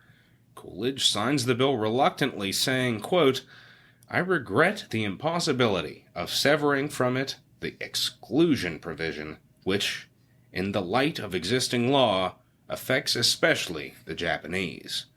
I gladly recognize that the enactment of this provision does not imply any change in our sentiment of admiration and cordial friendship with the Japanese people, a sentiment which has had, and will continue to have, abundant manifestation. But Japan is not pleased. The bill sets an overall cap on immigrants at 150,000 per year, about 20% of the number that entered the U.S. annually in the pre-war years." Well, that's going to bring us to taxes, one of Coolidge's favorite subjects. Indeed. The 16th Amendment was ratified in 1913 and authorized the federal income tax. Initially, it was a 1% tax that affected less than 500,000 of the wealthiest Americans, but by this time, it had expanded exponentially during the war years. Harding signed a tax cut in 1921, but taxes still far exceeded their pre-war levels, and Coolidge hoped to reduce taxes even more. He argued that high taxes discouraged economic growth, saying, quote, "If we had a tax whereby on the first working day the government took 5% of your wages, on the second day 10%, on the third day 20%, on the fourth day 30%, on the fifth day 50%, and on the sixth day 60%, how many of you would continue to work on the last 2 days of the week? It is the same with capital. Surplus income will go into tax-exempt securities. It will refuse to take the risk incidental to embarking in business. This will raise the rate which established businesses will have to pay for new capital and result in a marked increase in the cost of living." There you go. And Coolidge will work closely with Treasury Secretary Andrew Mellon, who advocates, quote, "scientific taxation," arguing that reduced tax rates will facilitate economic growth and actually result in increased tax revenues. Congress passed a tax cut just before the 1924 Republican Convention, but Mellon's proposal was watered down by compromises, and Coolidge is dismayed that the estate tax is increased and a new gift tax is added. Confident about his electoral prospects, he signs the bill and looks to the future, saying, quote, "A correction of its deficits may be left to the next session of Congress. I trust a bill less political and more economic may be passed at that time. To that end, I shall bend all my energies." And so that'll bring us to the 1924 Republican nomination. That's right. When Coolidge ascended to the presidency, it was far from certain that he would get the chance to seek a term in his own right. Of the 5 previous vice presidents to assume the presidency upon the president's death, only Theodore Roosevelt had succeeded even in securing his party's nomination. That's right. For his own term. John Tyler, Millard Fillmore, Andrew Johnson, and Chester Arthur had all been sent packing. The political elite who had not chosen Coolidge for vice president, may have been eager to replace him in 1924, but he was too popular with the people. He avoided efforts to tarnish him with the Harding scandals, and no serious challenger for the Republican nomination emerged. That's it.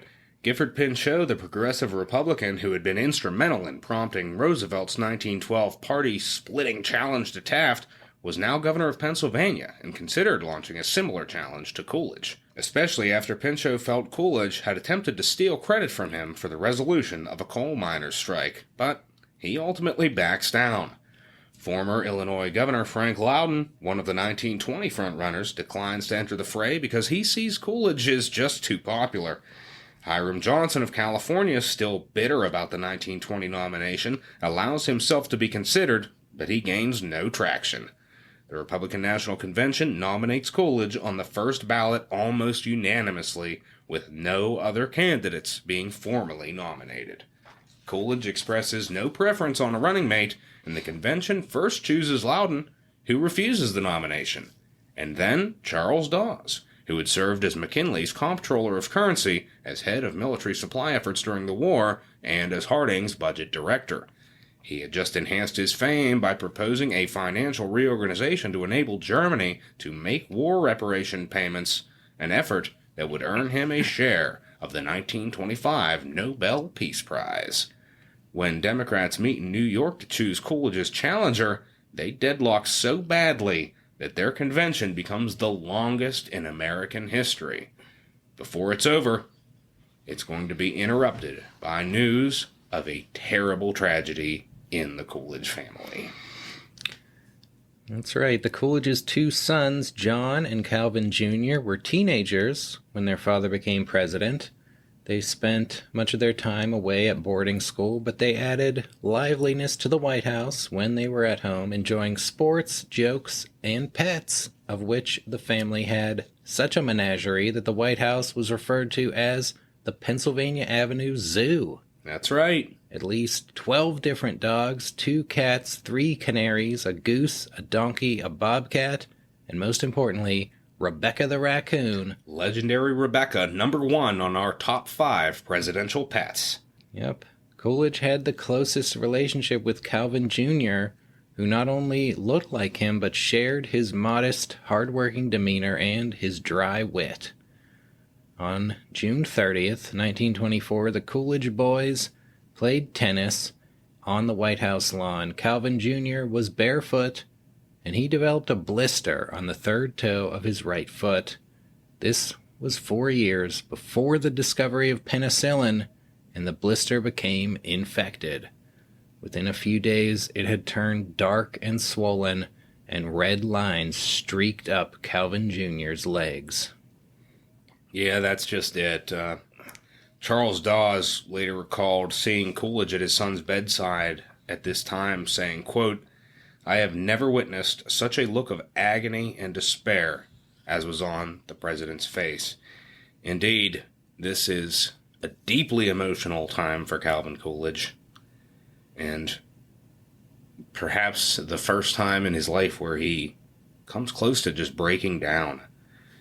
On July 5th, Calvin Jr. is moved to Walter Reed Army Hospital, but the infection has developed into sepsis and blood poisoning.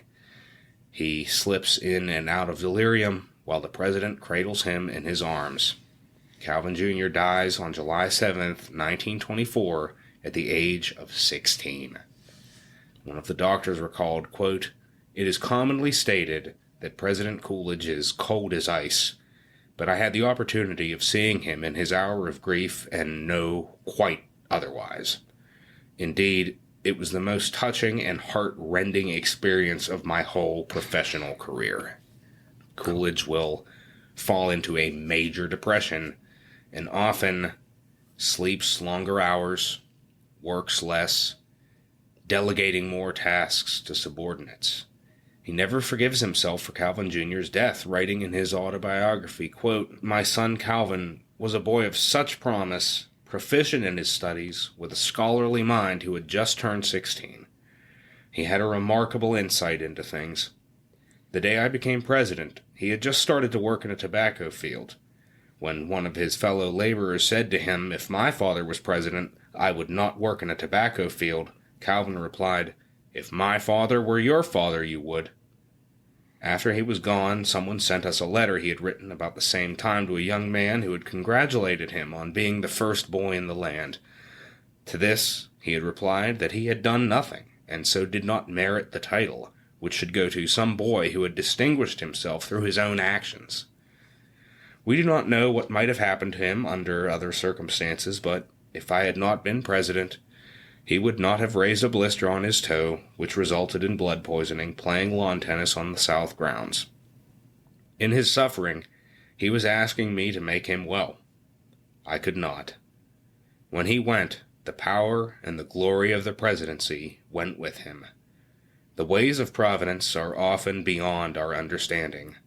It seemed to me that the world had need of the work that it was probable he could do. I do not know why such a price was exacted for occupying the White House. Wow. Our listeners will recall this from the top 5 tragic presidential child deaths. Indeed. A very dark moment for the Coolidge White House. From which Coolidge never really recovers fully. Mm-hmm. He's never the same after this.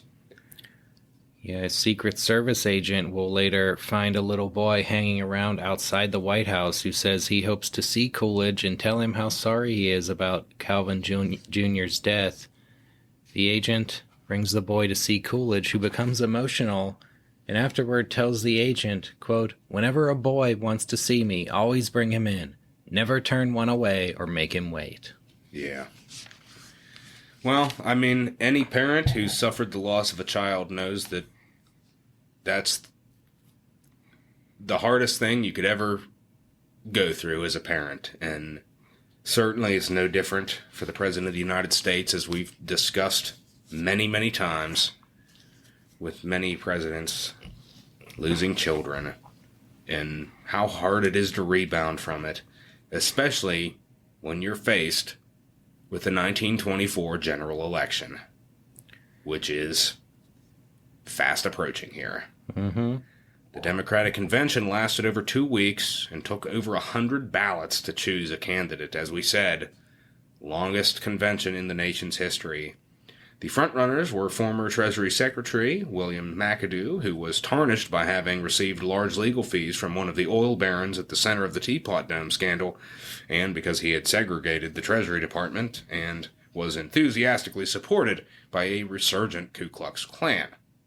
And New York Governor Al Smith, who was tarnished by his opposition to Prohibition and the fact that he was a Catholic. On the 103rd ballot, Democrats settled on a compromise candidate, John W. Davis of West Virginia, a prominent Wall Street lawyer who had served 1 term in the House of Representatives and was Solicitor General and Ambassador to Britain during the Wilson administration. The vice presidential nomination went to Nebraska Governor Charles Bryan, younger brother of 3-time Democratic presidential candidate William Jennings Bryan. Maybe the 4th time with the Bryan on the ticket will be a charm. Indeed. Or not. Or not. You've also got progressive Republican Senator Robert La Follette of Wisconsin, despite advanced age and poor health, running as an independent with support from the Progressive Party, the Socialist Party, and the Farmer Labor Party.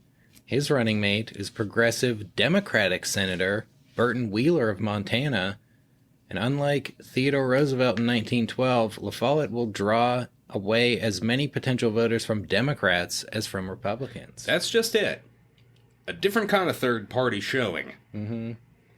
As for Coolidge, he's still grief-stricken and in mourning, so he does little campaigning, and the few speeches he does give were not on current issues, but general topics like good sportsmanship, the duties of citizenship, and what it means to be a Boy Scout. He delivers several radio addresses on similar topics. Radio, of course, a newly emerging technology, and Coolidge is the first president to have speeches broadcast live. He used the new medium effectively and noted that he had a good radio voice. While the soaring oratory of some other politicians was good for speaking to large crowds but did not translate well to radio. Charles Dawes was one of those rousing stump speakers, and he would travel extensively on behalf of the campaign, which will use slogans like, "Keep cool and keep Coolidge." That's it. John W. Davis bravely denounced the KKK, but his campaign failed to gain traction and lacked a coherent strategy, as he could not decide whether to court progressives or conservatives or whether to attack Coolidge or La Follette. Yep. Coolidge's refusal to speak on current issues left Davis extremely frustrated, and he later said, quote, "I did my best to make Coolidge say something. I was running out of anything to talk about. What I wanted was for Coolidge to say something. I didn't care what it was, just so I had someone to debate with. He never opened his mouth." An interesting strategy from Calvin Coolidge. Very Coolidge-esque. Indeed.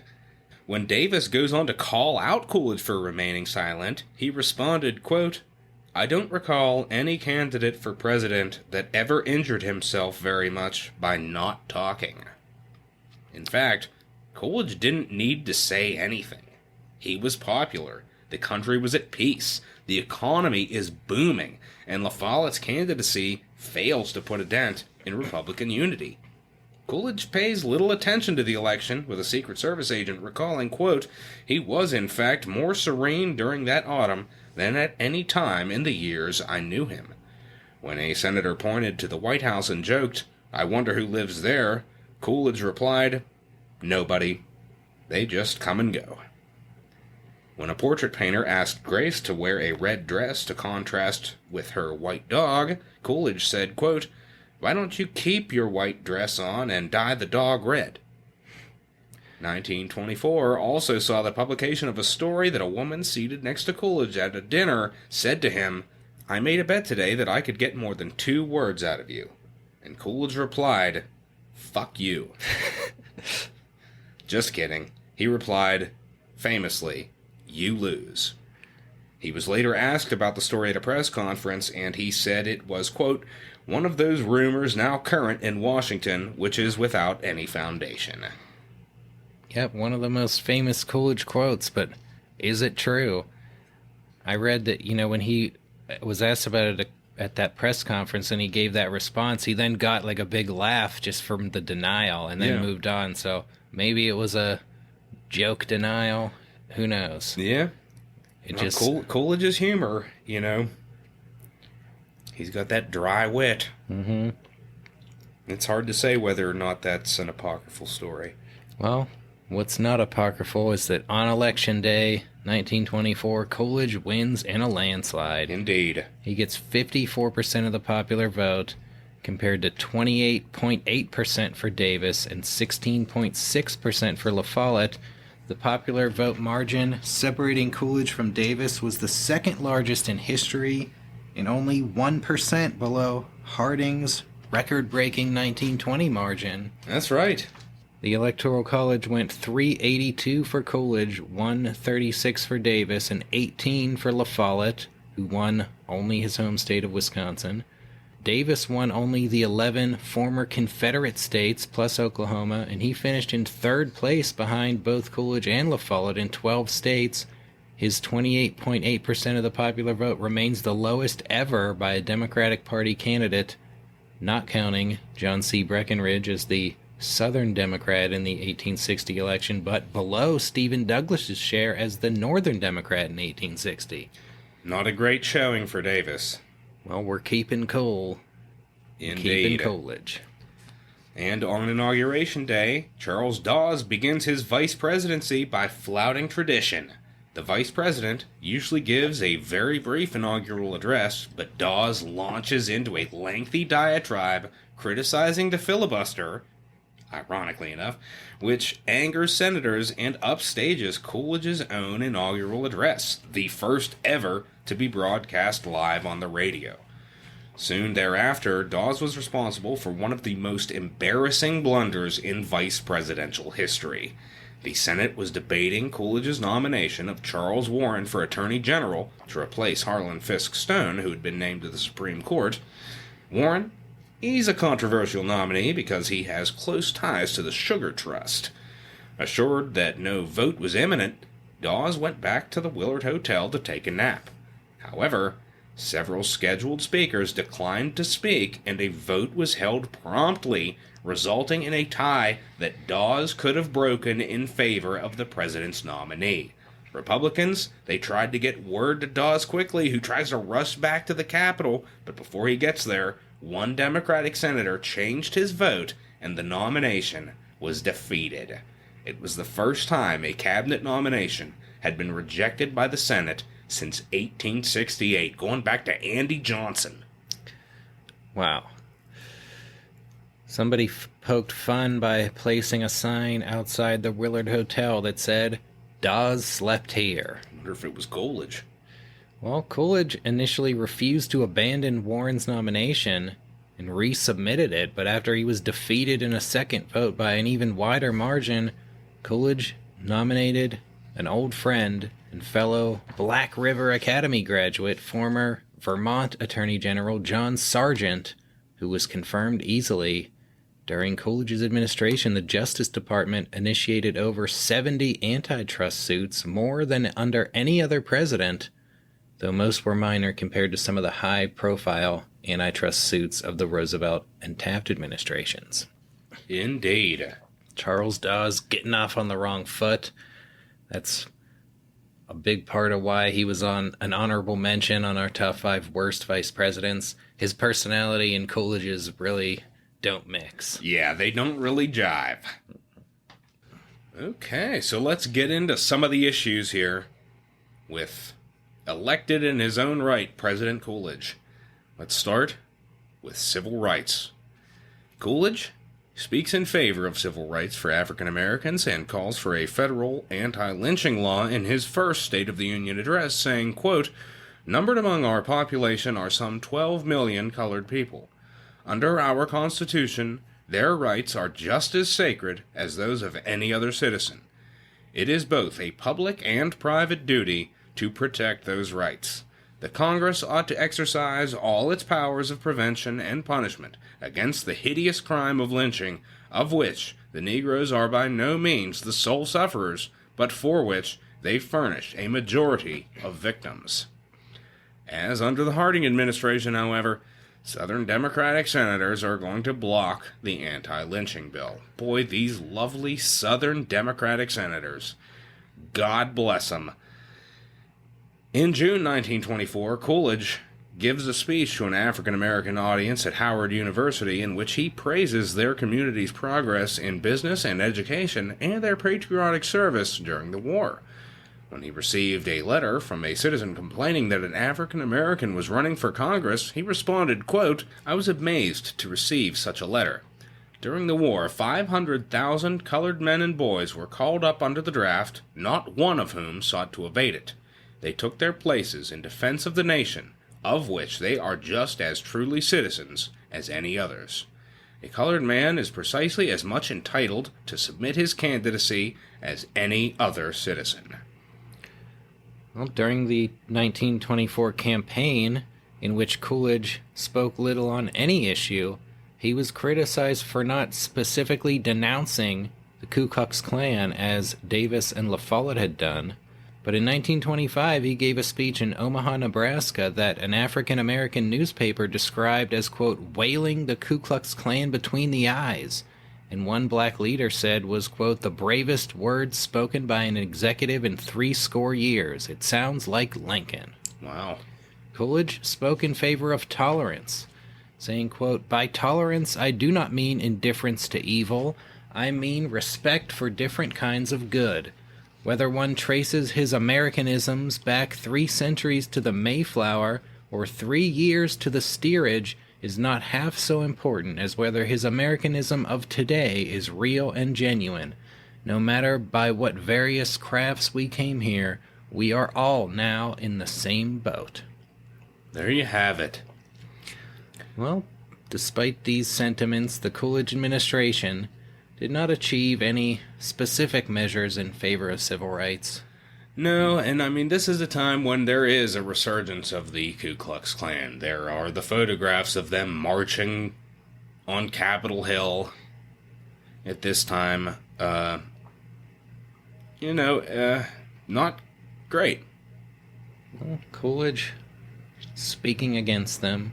Although it's still going to be like 40 more years before there's any major federal action on civil rights. That's it. And, well, that's going to bring us to budget and taxes. After his election to a term in his own right, Coolidge is going to return his focus to issues of taxes and the budget.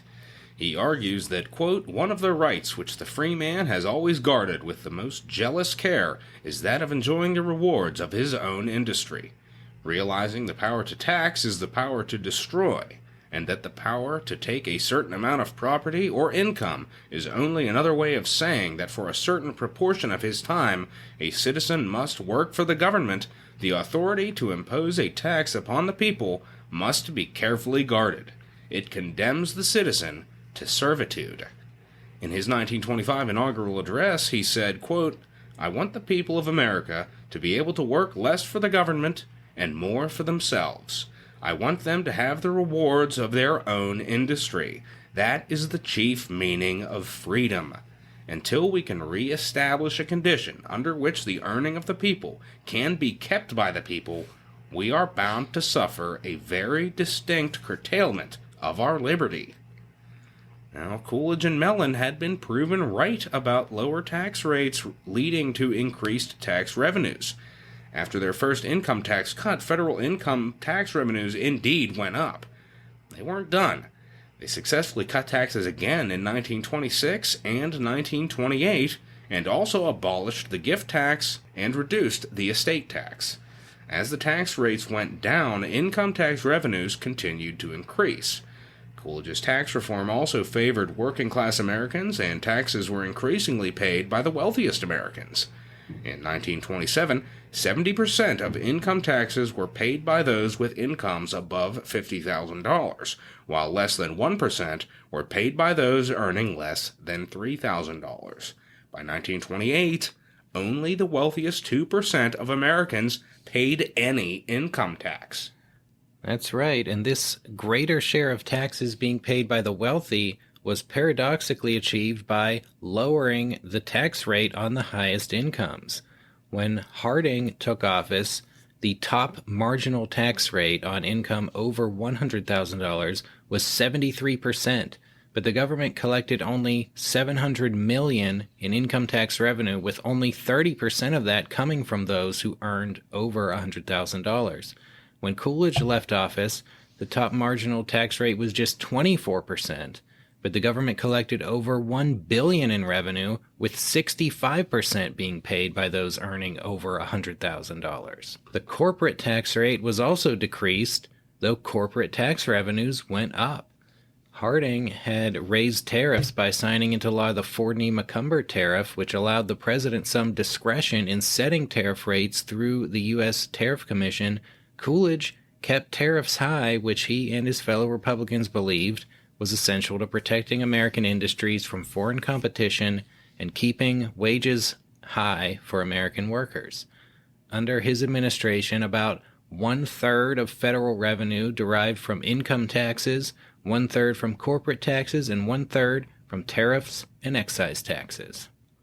That's it. Coolidge not only brings in more revenue by lowering taxes, he also spends significantly less money than he brings in, keeping tight reins on the budgets of the executive departments and resisting Congress's frequent urges to spend indiscriminately.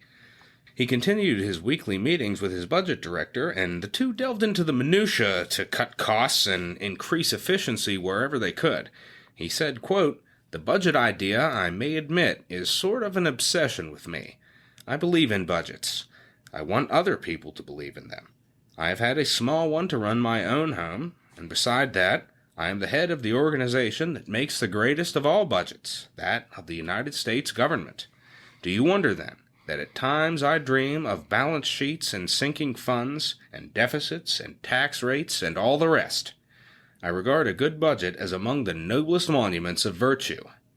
The federal budget went from $5.5 billion in 1921 to about $3.5 billion per year during Coolidge's presidency.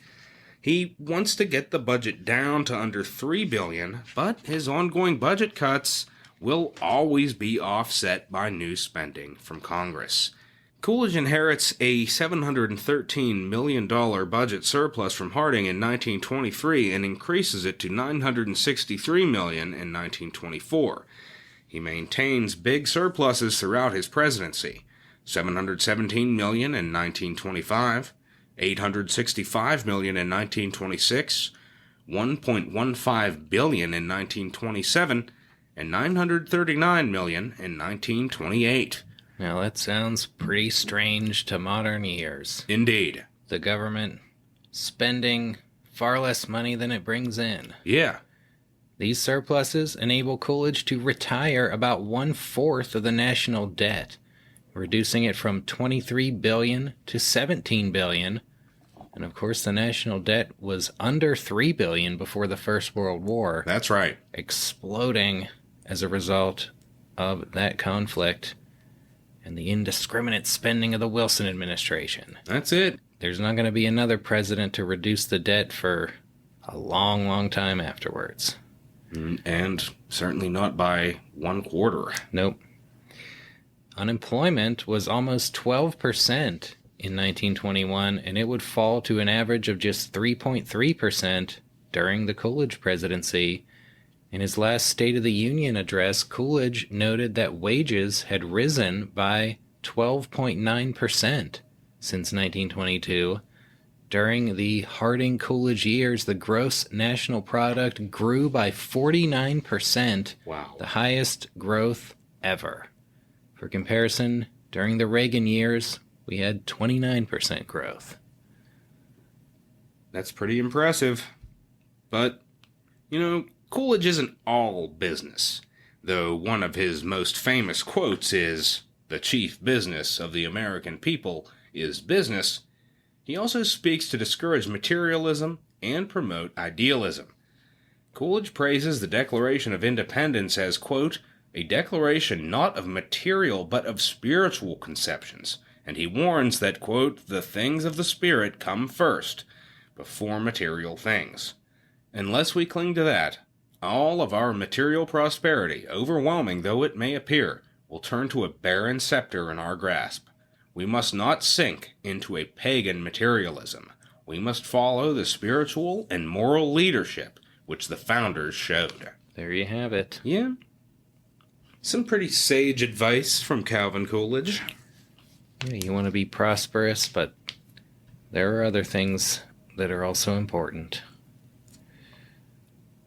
Well, Coolidge is going to take his economic philosophy to the issue of farm subsidies. During the First World War, American farmers exported huge amounts of food to Europe. Food prices were high, and farmers expanded production to meet demand. But Europe's post-war recovery led to decreased exports and lower prices, and many farmers were left with unsold surpluses. The Congressional Farm Bloc proposed legislation called the McNary-Haugen Bill that called for the federal government to buy surpluses of 5 crops and market them for sale abroad. Coolidge opposed the bill, arguing that it called for government price fixing, would unfairly discriminate against farmers who didn't focus on government-favored crops, and would encourage farmers to produce more surpluses when they should actually be decreasing production if they wanted higher prices for their goods. Coolidge believed that farmers should form private cooperatives to market their goods without government interference, saying, quote, "no complicated scheme of relief, no plan for government fixing of prices, no resort to the public treasury will be of any permanent value in establishing agriculture. Simple and direct methods put into operation by the farmer himself are the only real sources for restoration." That's it. Now, Coolidge, of course, grew up on a farm, and he said privately, quote, "well, farmers never have made money. I don't believe we could do much about it." The McNary-Haugen Bill stalled in Congress during 1924 and 1926, but when it passed in 1927, Coolidge vetoed it, saying it would lead farmers to, quote, "pile up increasing surpluses beyond the world demand." Congress could not override the veto, but it passed another version of the bill in 1928, which Coolidge again vetoed, saying, quote, "It would be difficult to conceive of a more flagrant case of the employment of all of the coercive powers of the government for the profit of a small number of specially privileged groups." Vice President Dawes, meanwhile, is going to continue to rub Coolidge the wrong way, working vigorously in support of the McNary-Haugen bill despite the president's opposition. Coolidge would not mention Dawes' name in his memoirs. Ouch. Well, Coolidge's philosophy of no government involvement will be tested. Indeed. In the spring of 1927, when a major natural disaster strikes, the Mississippi River flooded after severe rainstorms caused the water to rise to unprecedented levels.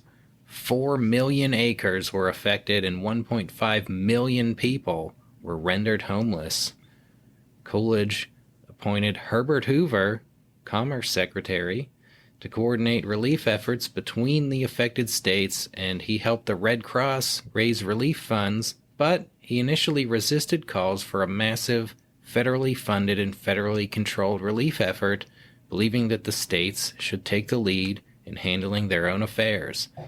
At the time, the federal government was still much smaller than the state and local governments taken together, and as early as Madison and Monroe, presidents had vetoed bills to provide relief to states on the grounds that the federal government lacked power over local issues, and that trend continued at least through Grover Cleveland's veto of drought relief for Texas. That's it. Coolidge's position was in that vein, and he stuck to his guns even after more disastrous flooding struck New England, especially his native Vermont in the fall of 1927. Under pressure to increase federal involvement, Coolidge initially proposed federal aid primarily in the form of loans, then agreed to support $180 million in relief funds. But Congress wanted to spend up to $1.4 billion, a proposal Coolidge criticized as being primarily a bailout for railroads and banks rather than displaced individuals. In May 1928, he reluctantly signed the Compromise Flood Control Act, which provided $500 million in relief funds and gave the Army Corps of Engineers responsibility for future flood control efforts, marking a shift in the federal government's role in disaster relief. And that'll bring us to the foreign debt. Yeah, Coolidge's economic thrift intersects with foreign policy on this issue. During the war, the United States had loaned huge sums to its allies and was owed about $12 billion by foreign governments. Some argued that the United States should cancel or forgive the debts out of solidarity to its allies for their combined war effort, but Coolidge believed it was unfair to American taxpayers to pass along to them the cost of foreign debts. Just before Harding's death, his administration had concluded a renegotiation of the debt owed by Britain to the United States, reducing the amount and offering generous repayment terms. Coolidge would do the same for the debts owed by France, Italy, and Belgium, and these efforts were aided by the Dawes Plan, formulated in 1923 by future Vice President Dawes, which enabled Germany to make reparation payments by reorganizing its currency and banking system and enabling it to borrow money primarily from American banks. Germany's reparations payments to Britain and France then enabled those countries to make payments on their debts to the United States. That's it. Speaking of relations with other countries, U.S. relations with Mexico had been troublesome since the revolution broke out there during the Taft administration, as our listeners will recall. Now, Wilson, of course, had launched a military expedition into Mexico after the guerrilla leader Pancho Villa had raided across the border into the U.S., and Germany had solicited Mexico as an ally against the U.S. during the First World War. By the time Coolidge takes office, Mexico had gone through 10 presidents since Porfirio Diaz was overthrown in 1911, and there was a shifting threat that its government would nationalize property held by foreigners, which included significant American-owned oil production.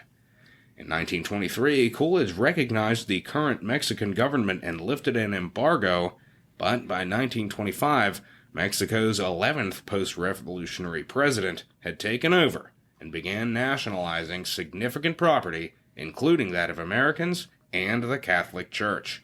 Coolidge is under some pressure now. Yep, people want him to intervene. Some even fear that the Soviet Union is trying to gain influence in Mexico as part of a plot to turn Latin America into an anti-U.S. communist bloc. In 1927, Coolidge appointed Dwight Morrow, a J.P. Morgan banker and Coolidge's old friend and Amherst College classmate, as special envoy to Mexico, telling him, quote, "My only instructions are to keep us out of war." Sounds like Wilson's reelection campaign slogan. Right. Although maybe unlike Wilson, Coolidge will actually keep us out of war. Right. Dwight Morrow established excellent personal relations with the Mexican government, its business community, and the Catholic Church. He negotiated an end to the conflict between the government and the church, and in 1928 he concluded the Calais-Morrow Agreement that unraveled most of the nationalization and enabled Americans to keep all property held in Mexico prior to 1917. Morrow was so successful in restoring good relations with Mexico that he was considered as a possible vice presidential candidate in 1928, and Coolidge thought that he should be Secretary of State under the next president. Morrow was elected senator from New Jersey in 1930, but died suddenly the following year.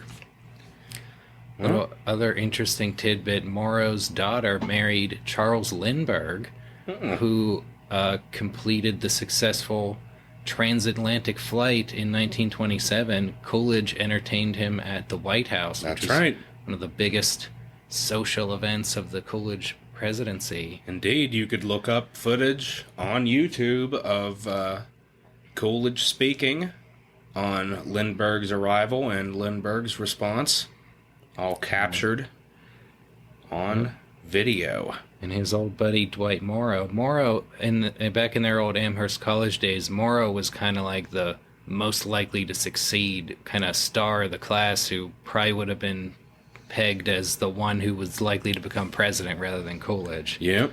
And then Morrow, of course, he would have been the grandfather of the Lindbergh baby. Indeed. Who, maybe thankfully, he died before that whole incident would occur a couple years later. That's right. Well, that's going to bring us on down to Latin America, where Coolidge tries to take a step back from the interventionist stance expressed in the Roosevelt Corollary to the Monroe Doctrine. In 1912, President Taft had sent a small detachment of Marines to Nicaragua to protect American interests when an anti-American revolution threatened. The troops remained there until Coolidge withdrew them in 1925, but he briefly sent them back in 1926 when armed rebels again threatened Nicaragua's government. Coolidge dispatched former and future Secretary of War Henry Stimson, who negotiated a settlement that led to a new U.S. supervised election.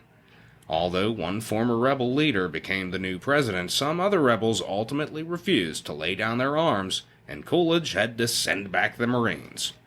Coolidge also withdrew American troops from the Dominican Republic, though its government would be overthrown by a military coup after Coolidge left office.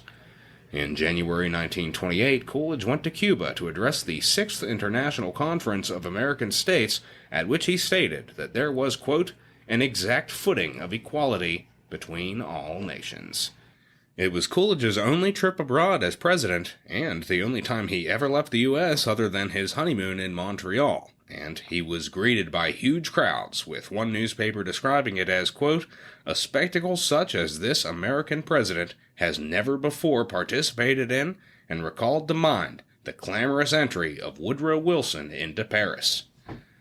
Also, in 1928, Under Secretary of State J. Reuben Clark produced the Clark Memorandum, which stated that the police power interventionism of the Roosevelt Corollary was totally separate from the Monroe Doctrine, which applied only to European interference.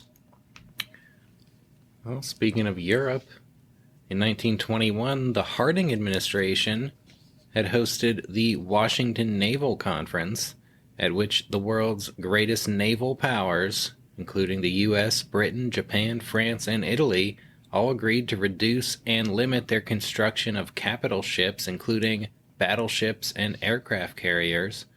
But the treaty did not apply to small and mid-sized warships, and in 1927 Coolidge called for another conference to discuss limitations on all classes of ships. His own interest was due in no small part to his hope of preserving and extending the major naval budget savings that had resulted from the Washington Conference. The new conference was held in Geneva, but France and Italy declined to participate, and the United States, Britain, and Japan failed to reach any new agreement. Afterwards, Coolidge requested an increased naval budget that authorized the construction of new heavy cruisers. And that's going to bring us to the Kellogg-Briand Pact. In 1927, French Foreign Minister Aristide Briand proposed a bilateral treaty between France and the United States in which the two countries would renounce war against each other.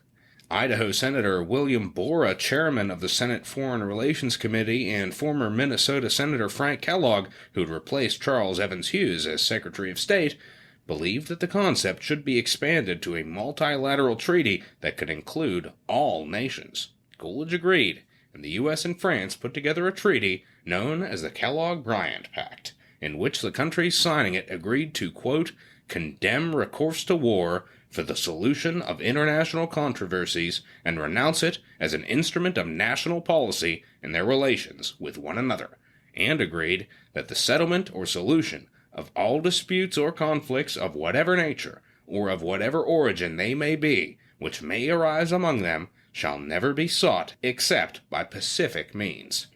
56 countries would go on to sign the treaty, including all the major powers. The agreement has been derided as a, quote, worthless piece of paper, and was criticized for not preventing World War II. But it serves as a statement of idealism and also forms part of the legal basis for the Nuremberg Tribunal charging Nazi leaders with crimes against peace. That's right, Coolidge. His foreign policy achievements include ending war permanently. Yeah. Well, at least as a statement of intent. That's it. You know, Germany signed this. You can't help that the German regime that signed it would then be overthrown. Right. And, but it's as good of a statement of idealism as anything Woodrow Wilson ever accomplished, to be frank. I mean, and all these things, the Washington Naval Conference, the Kellogg-Briand Pact, all achieved outside of the League of Nations. Yeah. So it's not like we needed to be in there to still get some things done. Work with other nations toward peace. Try to move in a positive direction. Mm-hmm. Well, back in the States, in the summer of 1927, Coolidge is about to go on a little bit of a vacation, James. Yep, he takes an extended trip to the Black Hills of South Dakota, establishing the Summer White House out there, and he's going to be greeted by huge crowds of supporters. He attends a dedication ceremony at Mount Rushmore to mark the beginning of the construction of the presidential monument there. That's more footage you could find on YouTube. Coolidge, a lot of footage of him being the first president that was kind of filmed regularly, and, you know, also the first one that there's sound film of. Yep, and he agreed to support the appropriation of $250,000 in federal funds to help fund the Mount Rushmore project. On August 2nd, 1924, on the 4-year anniversary of the day he became president, Coolidge called a press conference to take place at a time after the stock market had closed in New York, and there he personally handed out to reporters strips of paper that contained a momentous one-sentence statement. That's it.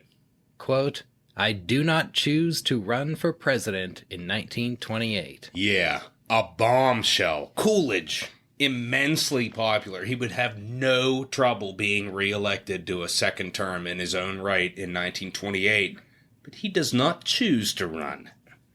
Yep, he dropped a bombshell surprising everyone, including Grace Coolidge. That's right, Grace Coolidge had no idea about her husband's decision until after he released that statement, saying, quote, "Isn't that just like the man? He never gave me the slightest intimation of his intention. I had no idea." Yes, some found Coolidge's wording ambiguous and believed that he still hoped to be drafted by the party for another term, with the comedian Will Rogers calling the statement, quote, "the best worded acceptance of a nomination ever uttered by a candidate." Theodore Roosevelt had previously argued that a vice president succeeding to part of a deceased president's term did not count toward George Washington's two-term tradition, but Coolidge was ready to retire. He said, quote, "If I take another term, I will be in the White House till 1933. 10 years in Washington is longer than any other man has had it. Too long." Yeah. Coolidge, in his autobiography, would write, quote, "The presidential office takes a heavy toll on those who occupy it and those who are dear to them. While we should not refuse to spend and be spent in the service of our country, it is hazardous to attempt what we feel is beyond our strength to accomplish." You know, Coolidge's term saw the death not only of Calvin Jr., but also of his father, John Calvin Coolidge Sr., who died in 1926 at the age of 81. Coolidge had unsuccessfully urged his father to come and live at the White House and had a telephone line installed at his father's Vermont home so that he could talk to him on a daily basis. Also, Grace's mother was very ill, and the First Lady spent a lot of time in New England visiting her. The Coolidge's surviving son, John, graduated from Amherst College in 1928 and was engaged to marry the daughter of the governor of Connecticut. Though Coolidge is ready to return to private life, many supporters desperately want him to seek another term. It seems like it'd be easy. It'd be in the bag. They need it. But Coolidge is going to take steps to discourage these supporters from circulating petitions in favor of his nomination or putting him on the ballot in primary elections. In December 1927, he reiterated his stance, saying, quote, "My statement stands. No one should be led to suppose I have modified it. My decision will be respected." He said that he had announced his intentions when he did in order to give the Republican Party plenty of time to find another candidate, and a clear frontrunner soon emerged, Commerce Secretary Herbert Hoover. That's it. Coolidge did nothing to oppose Hoover, though privately he referred to him derisively as Wonder Boy, and he also said, quote, "That man has offered me unsolicited advice for 6 years, all of it bad." Ouch. Yeah, Hoover is not exactly in the Coolidge mold of kind of doing as little as possible. He's the one who always wants to swoop in and has a million ideas for things. That's it. We'll find out how well that serves him on our next episode. Indeed. But Hoover is going to win the nomination on the first ballot at the Republican convention, which is going to choose Kansas Senator Charles Curtis as his running mate. Democrats nominate New York Governor Al Smith, with Arkansas Senator Joseph Robinson as his running mate. Hoover benefits from the booming economy, and Smith is hurt by his opposition to prohibition, his connection to the corrupt Tammany Hall machine, and bias against his Catholic faith. That's right. Coolidge stays out of the campaign, and Hoover wins a landslide victory, winning the popular vote 58% to 41%, and the Electoral College 444 to 87. That's right. Pretty big victory. And in the months before the inauguration, Hoover asks Coolidge to provide him with a Navy battleship for a planned tour of South America, and Coolidge suggests he take a cruiser instead because it wouldn't cost as much, but ended up providing the battleship.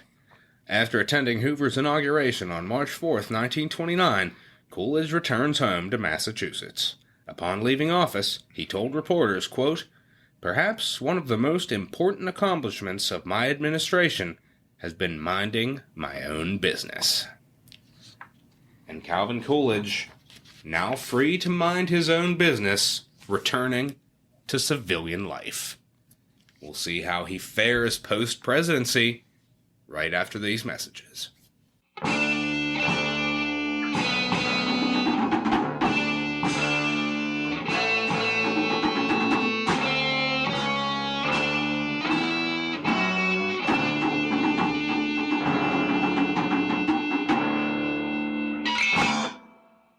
The Dead Presidents Podcast is brought to you in part by a sponsor known as Mr. K, who publishes this important message.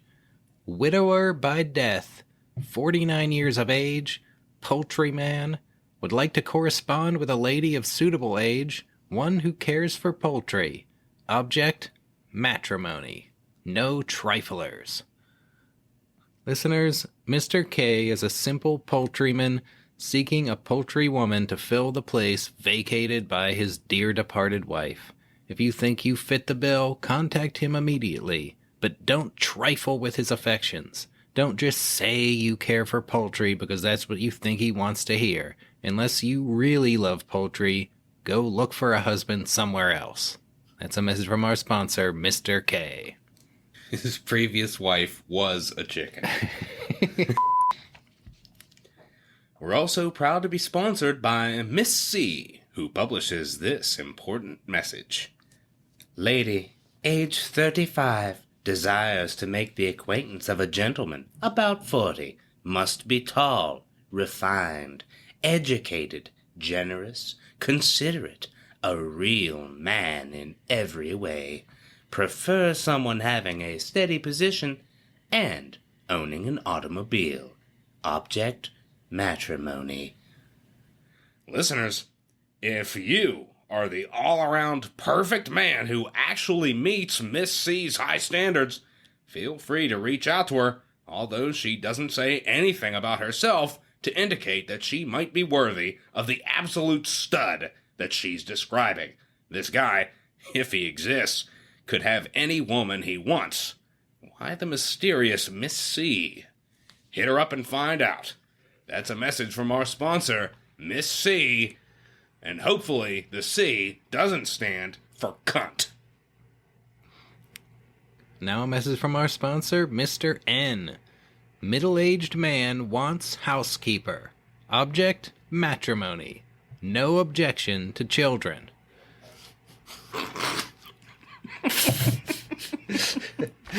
Not as the wife.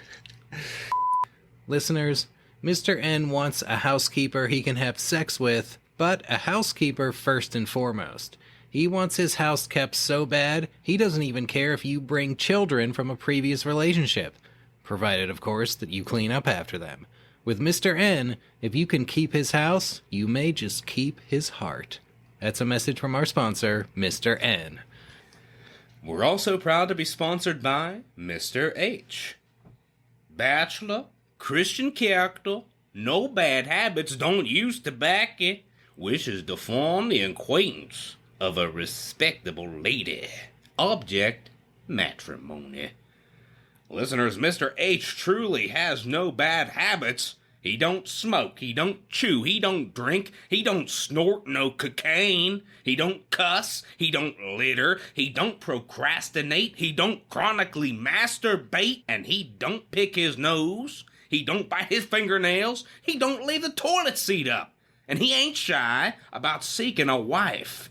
If you are a respectable lady, contact him today. That's a message from our sponsor, Mr. H. And now, back to the show.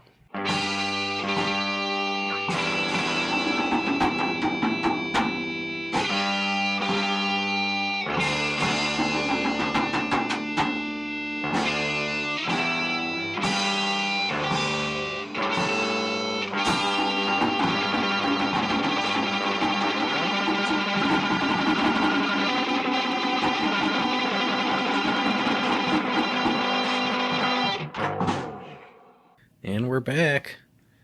Calvin Coolidge leaving office as president.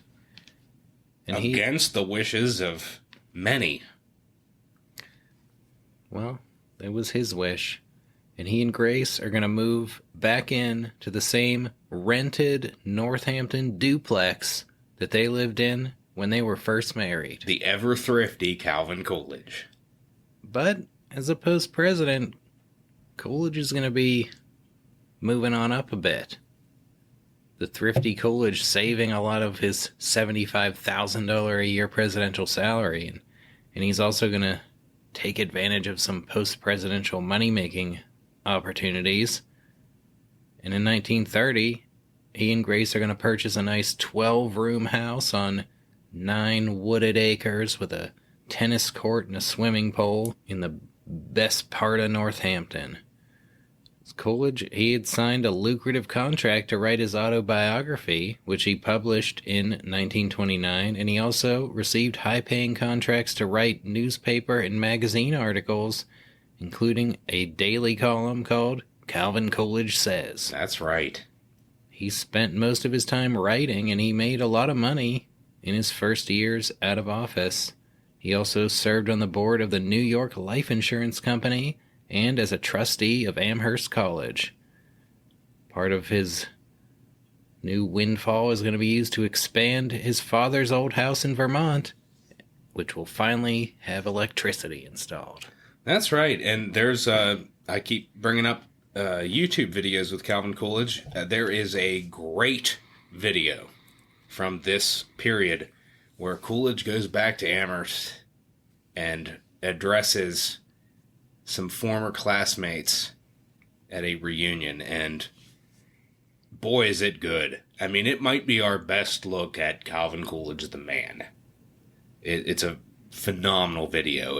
It's a little bit longer, but it doesn't seem like it's that long. Just really cool stuff.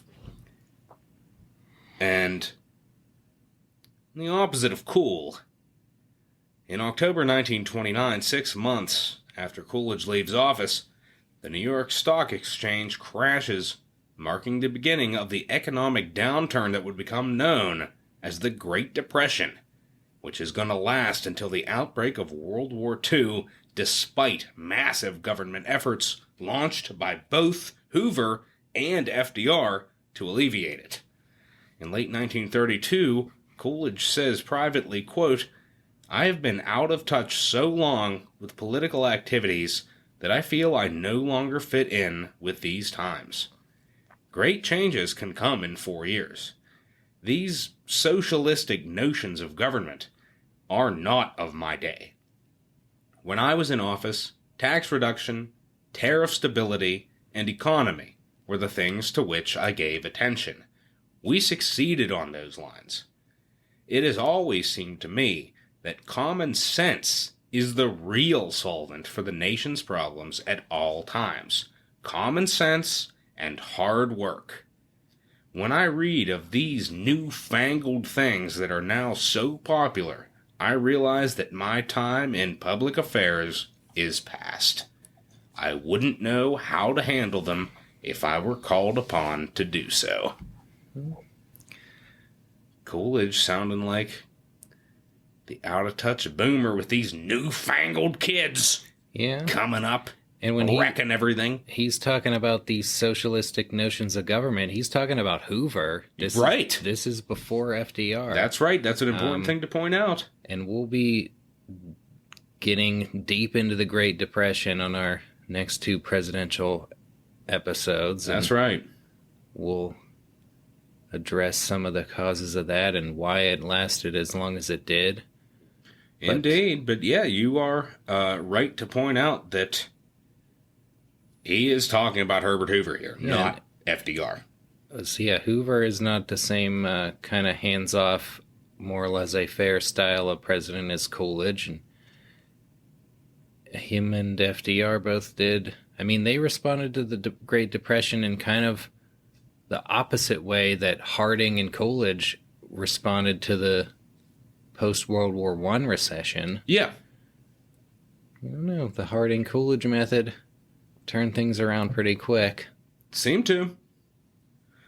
And when Coolidge was asked to help Herbert Hoover's 1932 reelection campaign, he agreed, saying, quote, "I'm a regular Republican. I'm willing to go up or down with my party."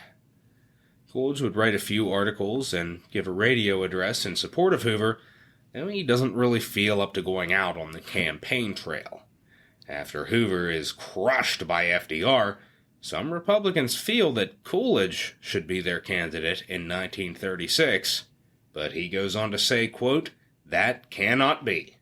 There is no way I can decline something not yet offered, but I am embarrassed by the discussion of my name." Well, like we said, he's getting past his time here. He tells a friend, quote, "The fact is, I feel worn out. No one can tell these days what a short time, 3 or 4 years, may bring forth, but of course I know my work is done." He tells another friend, quote, "I am too old for my years. I suppose the carrying of responsibilities, as I have done, takes its toll. I'm afraid I'm all burned out, but I am very comfortable." That's just it. The comfortable Calvin Coolidge. Brings us to January 5th, 1933, when Coolidge is at home and he collapses whilst shaving. He suffered coronary thrombosis, a blood clot in the heart, and died suddenly at age 60. His last words were directed towards a carpenter working at the house. He said, "Good morning, Robert." The Los Angeles Times wrote, quote, "It is too early to anticipate the verdict of history upon either Coolidge or the Coolidge administration, but it does seem probable the future will regard him as a man who was wiser than his generation." And of course, unfortunately, Coolidge, he had collapsed shaving, and it was Grace who found him. And the irony that when first she laid eyes on Calvin Coolidge, he was shaving, and when she found him dead, he had been shaving. Wow. A bookend to their life together. Yep. Calvin Coolidge, a clean-shaven husband from beginning to end. Indeed. His funeral was held in Northampton, and he would be buried back in his birthplace of Plymouth Notch, Vermont. Grace would go on to serve as a trustee of the Clark School for the Deaf. She worked for the Red Cross during World War II, and she traveled to Europe, all before her death in 1957. She also spent a lot of time with the family of her son John, who would have 2 daughters. He also worked as a railroad executive and helped establish the Coolidge Historic Site in Plymouth Notch before his death in the year 2000. Well, that brings us to the end of the life of Calvin Coolidge. But what a cool character, really, and I think a solid president. He's one of my favorites for sure. I've considered him in my top 3 personal favorite presidents. I like his wit, I like his sense of humor, and his attitude is admirable, in my opinion. Mm-hmm. He's just pardon me, but he's a cool dude. Mm-hmm. And Grace Coolidge, also pretty awesome as a first lady. She was much beloved by the nation, and she was an ebullient personality, quite the opposite of her husband. And there's more great YouTube videos. Look at the Coolidge's meeting with Santa Claus, and you'll get to see Calvin and Grace in action. And she was a remarkable lady, a teacher, and taught at a school for the deaf. There's a footage of her with Helen Keller. Wow. Just a great first couple, Grace and Calvin Coolidge. That infamous portrait of her in the red dress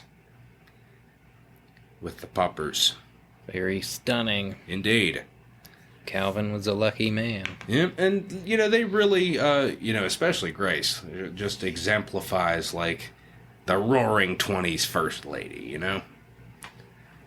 Fashionable, graceful, Grace Coolidge. But, yeah, Calvin Coolidge, as a man, obviously a man of few words, but when he spoke, by George, you were going to listen, because his words, though few, carried weight. Mm-hmm. Yeah, I think his personality really came through a lot in the episode. Indeed. Just his thriftiness, his just kind of no-nonsense, like, honest style. Yeah, there was nothing phony about him. He was what he was, and made no bones about it. Yeah, he wasn't putting on airs. He really wasn't trying to impress anybody. No. And that was the quality about him that impressed Frank Stern so much, is that he wasn't trying to impress. Right. That's not really how he won any of his political offices. Well, and that's atypical of a lot of people that are trying to advance in the political realm. Yeah, he didn't. He didn't play the politics game. Mm-mm. And he really became president through a very unconventional way.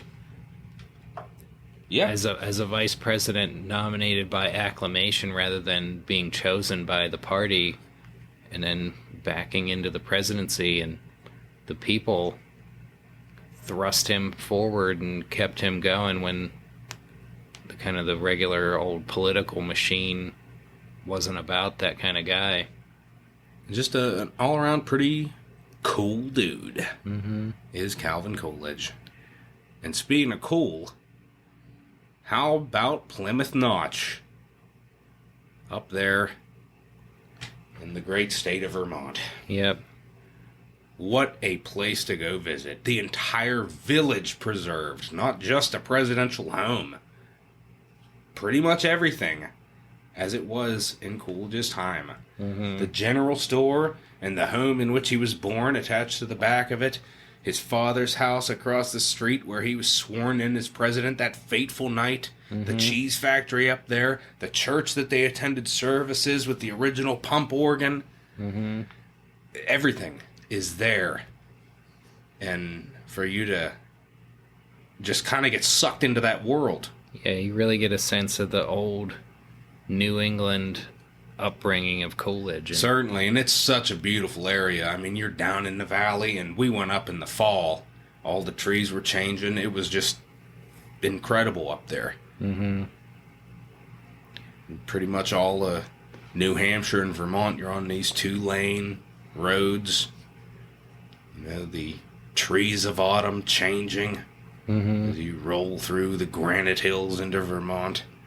Just a nice place to visit. A peaceful trip. Yeah. Yeah, really kind of idyllic. Yeah. Place. Yeah, New Hampshire and Vermont were both really nice. They just kind of harkened back to a simpler time in a way. Yeah, and I think even in Calvin Coolidge's time, the Plymouth Notch, Vermont was a much simpler time and place than, the Boston of his time. Certainly. And certainly the Washington, D.C. Mm-hmm. But he was a Plymouth Notch boy through and through. Indeed, and a short distance from the home is the cemetery where there's a whole array of Coolidges buried. Mm-hmm. And, yeah, it's absolutely worth the visit. Up there in Plymouth Notch, the home of Calvin Coolidge. One of, maybe my favorite presidential home, just because the whole village is there. It's truly an experience. Mm-hmm. Highly recommended. Indeed. And speaking of highly recommended, let's recommend some books. Now, quite a lot written on Calvin Coolidge. I've got a little bit of a mini Coolidge library. Let's begin at the beginning with his autobiography. Certainly worth reading. He's not gonna open up and hammer down with detail after detail. It's written very much in the Coolidge style, but he gets his point across, and it's a good read. Some early works, and the title of this one's one of my favorites. A Puritan in Babylon, The Story of Calvin Coolidge, by William Allen White. A Puritan in Babylon. Calvin Coolidge, the New England Puritan going into the Babylon that is Washington, D.C. Well, he was just what the country needed to recover from the scandalous Warren Harding administration. Indeed. And then you have Donald McCoy's The Quiet President on Calvin Coolidge, another earlier scholarly biography. Robert H. Farrell wrote The Presidency of Calvin Coolidge, as well as a book on Grace Coolidge. Then getting into some more modern works, you have Robert Sobel's Coolidge, An American Enigma. Now, this was the first book on Coolidge I read. I made a trip to D.C. in the 8th grade. We went by train, and I picked up An Honest President on Grover Cleveland and this book on Coolidge, and was reading through those. But pretty good stuff. David Petruzza put together a couple kind of compilation sort of works. They collect Coolidge speeches, quotes, and all sorts of things like that. There's 3 of them. One, Silent Cow's Almanac, the homespun wit and wisdom of Vermont's Calvin Coolidge. And then you have Calvin Coolidge, a documentary biography, and the 3rd volume, Calvin Coolidge on the Founders, a collection of addresses on the Founding Fathers. That, of course, brings us to the most recent work on Coolidge, the acclaimed Coolidge by Amity Shlaes. Quite a well-done biography. That's right. Stephen Lincoln Douglas has quite a Coolidge library. Indeed. Yeah, I did read the Amity Shlaes and Robert Sobel biographies in researching this episode, and they were both really excellent. I would highly recommend some good both reads. of them. One I picked up recently that I haven't got to yet is, by Charles Johnson, and it is called Why Coolidge Matters, Leadership Lessons from America's Most Underrated President. So that'll be an interesting one to check out when I get to it. But yeah, quite a bit of stuff on Coolidge out there. Yeah, I think Coolidge does matter. I agree. And someone else who agreed? Republican favorite son Ronald Reagan, who went as far as to put up Coolidge's portrait in the Oval Office, Reagan much admiring Coolidge's style of government. That's right. Reagan loved how Coolidge cut taxes so many times. Reagan halfway following in Coolidge's footsteps by cutting taxes, but not also cutting the budget as much as Coolidge did. That's it. Ronald Reagan could only dream of the budget surpluses of Coolidge. That's pretty much it. Coolidge, I mean, he's president at a time of pretty much unprecedented boom in the U.S., and it's unlikely that we'll see something like that again, to be completely honest. Well, I mean, yeah, the country and the government have changed a lot since then. We'll be getting into that in the next couple episodes. Indeed we will. The Coolidge approach to the federal government is not going to be around much longer after the Great Depression has its way with the next couple of presidents. That's right.